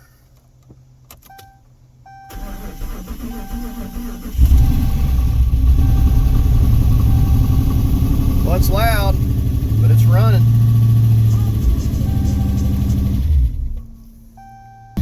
Had to turn that radio off there, but it's running. We got the cats and one set of mufflers, so it's a little bit loud, but it's not just horrible. So I'm just looking at the gauges in here. We'll come out here and take a look, see if we got any leaks. I got a check engine light immediately. I don't know if that was already on. I got a charging system warning there. Alright, so let's go out here and take a look at it. Alright, so we're going to have a lot of smoke here, which is to be expected. We had a lot of oil. I mean, holes in the engine, dumping oil all over the exhaust. I need to find out what that check engine light is. Let's take a look underneath here, see how we're doing. No drips under here. Sounding good so far. I just love the way these engines sound. I mean, it's not near as loud as I thought it was going to be. We're going to let all this burn off here. I'm going to see if I can get this thermostat to open up here and take some more water. If it doesn't, I'm going to just kill it and let it suck it back down. But I'm keeping an eye on it, on the temperature, but it's sounding real good. So I think the next thing I'm going to do is go ahead and just get this thing leveled out a little bit better. One thing I didn't talk about, I have to check the transmission fluid level before I can drive it. I don't know. I know that it was leaking a little bit at the pan there on the transmission, but here's the thing, you don't know if the transmission's good or bad. You just put a new engine in it. So I don't want to change the pan filter and everything and have the transmission be bad. So I want to make sure it's good. So I'm going to top the transmission fluid off and we'll go from there. But I definitely do need to check it because I know I lost a quart or so through the transmission cooler and all that stuff. So I'm gonna have to add some back, I'm sure. Okay, so I let it cool off for like 5 minutes and I was able to get this plus another 2 gallons of water in here. We'll go ahead and get the cap back on here now. Had it running for a minute. I've determined that the air doesn't work, the AC. So all that trouble working around the compressor, it probably didn't even have Freon in it. So I've had it running here, everything's working fine, the fan's kicking on, working like it's supposed to. I do have a check engine light for the map sensor. So I gotta see what's going on with that. May swap it off the other one, or I don't know if it's something to do with the cold air intake. I'm probably gonna have to actually flush this a couple times. Look how nasty that is. And I guess that was in the heater core and the radiator, but it's definitely gonna have to be flushed more than once. I knew it was kind of dirty, but I didn't think it was that bad. But it's really running good. Like I said, I can't drive it until I check the transmission fluid and make sure I've got that topped off. So I'm just gonna have to wait. I've ordered some. It's supposed to be here today, and I'm gonna get that filled. Show doing that. I would expect I'm gonna be at least a couple quarts low on the transmission fluid. Okay, so I wanted to show you what I had figured out about that 2-inch gap on the exhaust. So I went to the parts store and what I got was an 18-inch long piece that had a couple of receiving ends, 2.5-inch pipe. And I cut basically 6 inches off, and this is what was left of it. But a $10 piece of pipe with 2 of the receiving ends on it. And I've got them on there, I'll show you that. And then I also had to order these. Now this is a lap band clamp that's able to have the bigger end and the smaller end of the 2.5 inch. So when we clamp it up, it's going to seal that off.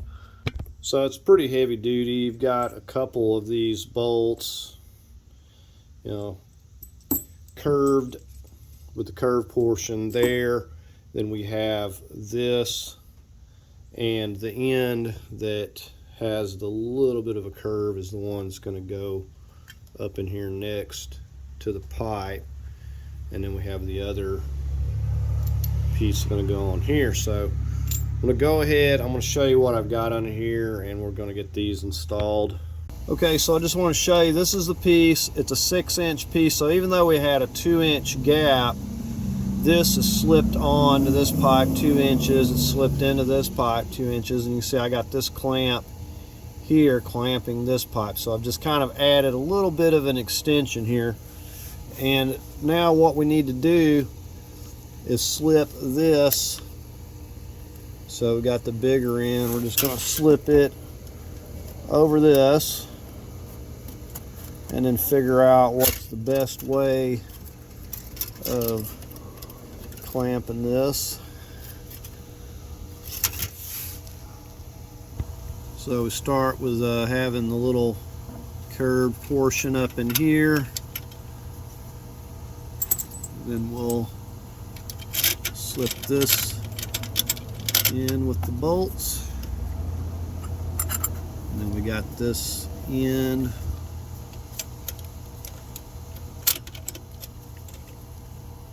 We'll slip that over there.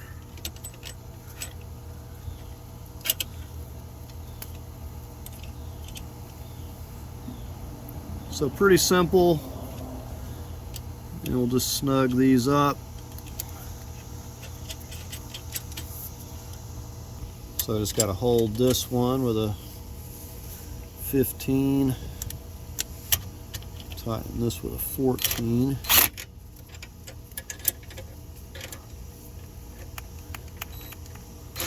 These are pretty heavy duty.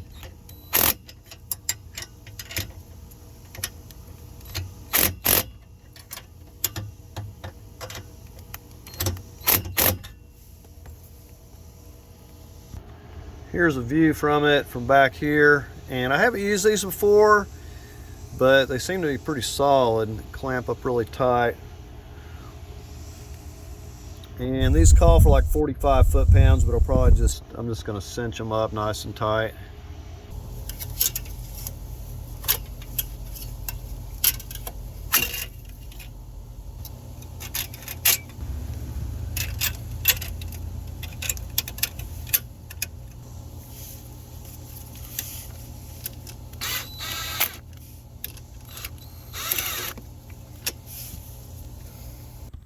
All right, that's all nice and tight. Let's see how it sounds.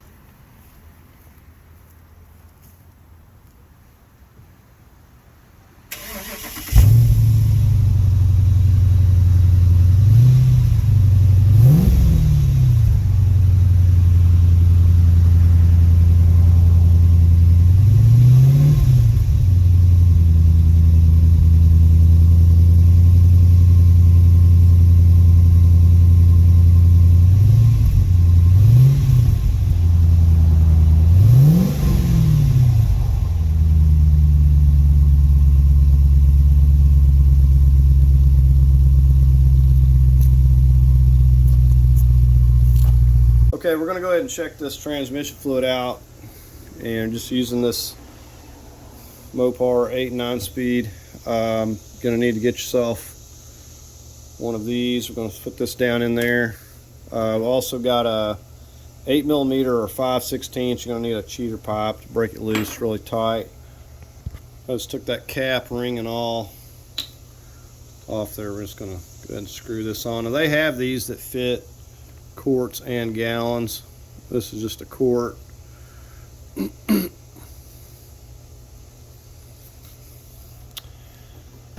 And I'll show you on the transmission down here. We're going to need to go ahead and crank the car up and have the car running when we take the plug off here, and it tells you on the side of the transmission, I think it's 86 degrees to 120 degrees or 22 degrees Fahrenheit, and there's a place on your display you can check that out.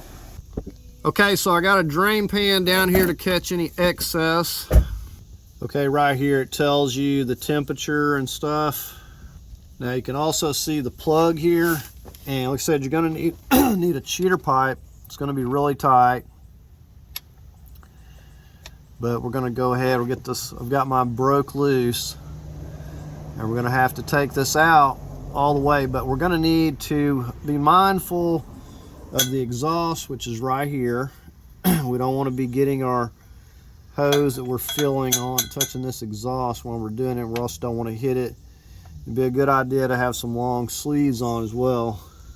Okay, I'm going to go ahead and we're going to remove this.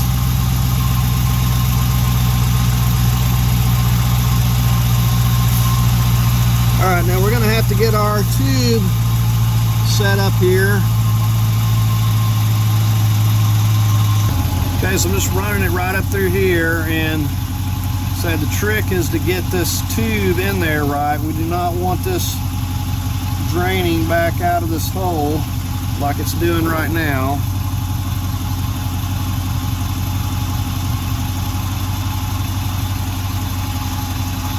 And so far I don't have it in this hole, just right here. Okay, so I've got it kind of more horizontal. I think it's a little better. So I'm actually getting it to pump in there. It was trying to trickle back on me. So it does that, you know you don't have it in there right. Because I know that I'm going to be a couple of quarts low. So I'm just go ahead and just get this first one in here. So when you get it full, you'll know it. You'll get a good steady stream coming out of here. And you see how I'm just kind of coming under the exhaust here.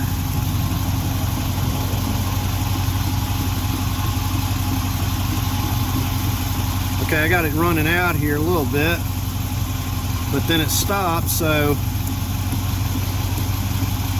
that's just because it wasn't in there properly.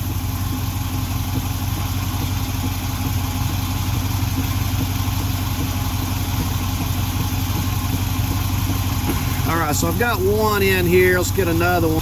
Okay, if you can see here, we got a steady trickle here now, so we know we got it full.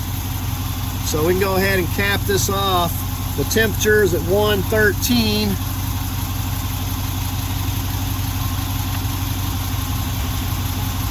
So we want to make sure that we get this capped off before we shut the engine off, or it's going to come out really, really fast. Alright, so I'm just going to go ahead and snug this back down nice and tight. I said you can't fit in here with anything but one of these Allens like this. And it does have a seal on it, but you know, just get it nice and snug, call it good. It never needs to be as tight as it was initially there.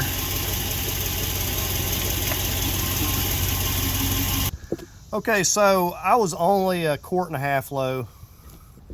I was actually thinking I was going to be more like 2 quarts low because it looked like it had a little leakage from previous, and didn't know if it'd been maintained, but that's actually that's probably what I lost through the lines and torque converter. So quart and a half, and we've got it topped off again. Okay, I went and got some of these subframe bolts from the dealer. I'm going to show you this part number so you don't get the wrong ones like I did the first time. Okay, so there's the part number, that 0650 number. And here's our new subframe bolts. These things are like 7 inches long. Let's go ahead. We got some medium Loctite. We're going to get these in and get our fender liners on, and then we'll take this thing for a test drive today. Alright, because we got the fender liners out still and this bumper loose, I can easily get in here. I'm just going to take these out one at a time. And it may try to drop down some, but it ain't gonna do anything. So there's that old rusty one. Right, here's our nice new one. See, they're the same length. And like I said, this thing, definitely didn't want to use it. It may have held up for a while. Go ahead and get this started by hand. And we'll get our torque wrench over here.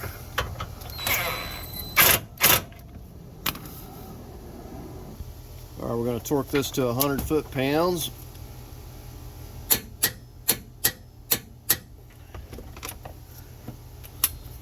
All right, let's get the other side.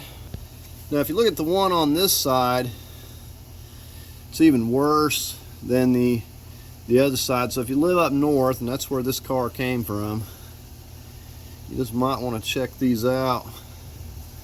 So we got a little Loctite. So it was the rear ones that were bad, rusty.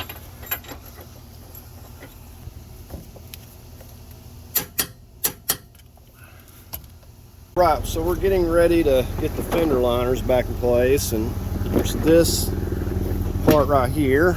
If you can see this, goes to the front, fastens on that vent. And I did put that piece that goes to the lower part of the air box. I'm thinking about changing that out.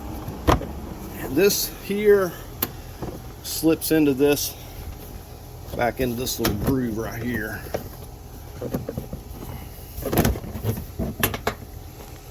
We'll get a push pin started to kind of hold everything. Now to work this back into place, kind of goes in behind. Right there. Let's see. So the trick is kind of holding this from pushing back in when you get these started. All right, we're just working our way around.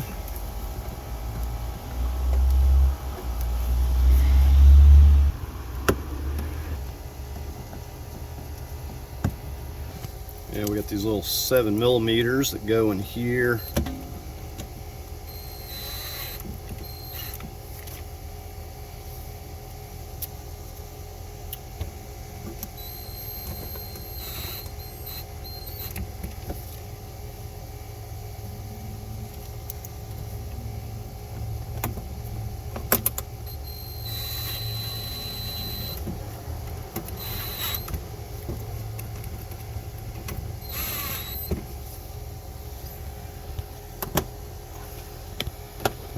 And all that kind of helps strengthen that bumper too, tie it together.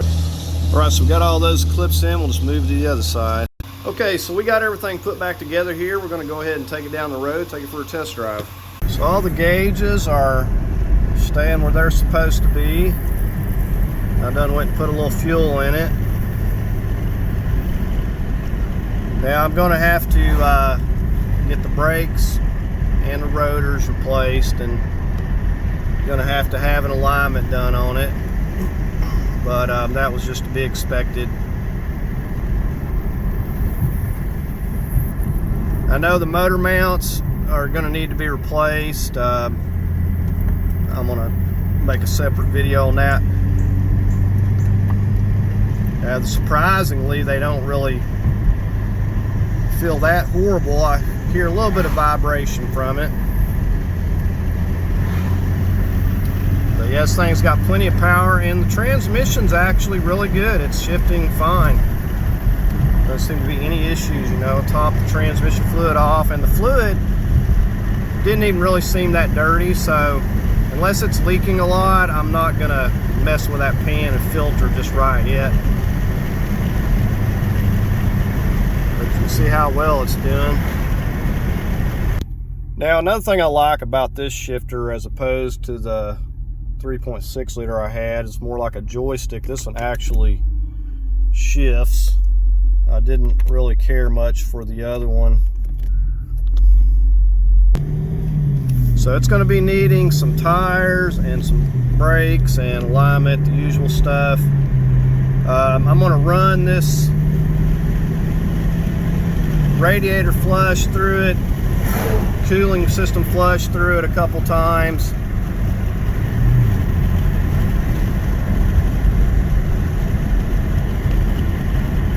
Get it cleaned out real good, but I'm really happy with it. It's really been zero issues with this install. Really happy with the way this has turned out. It sounds great, and that exhaust sounds great.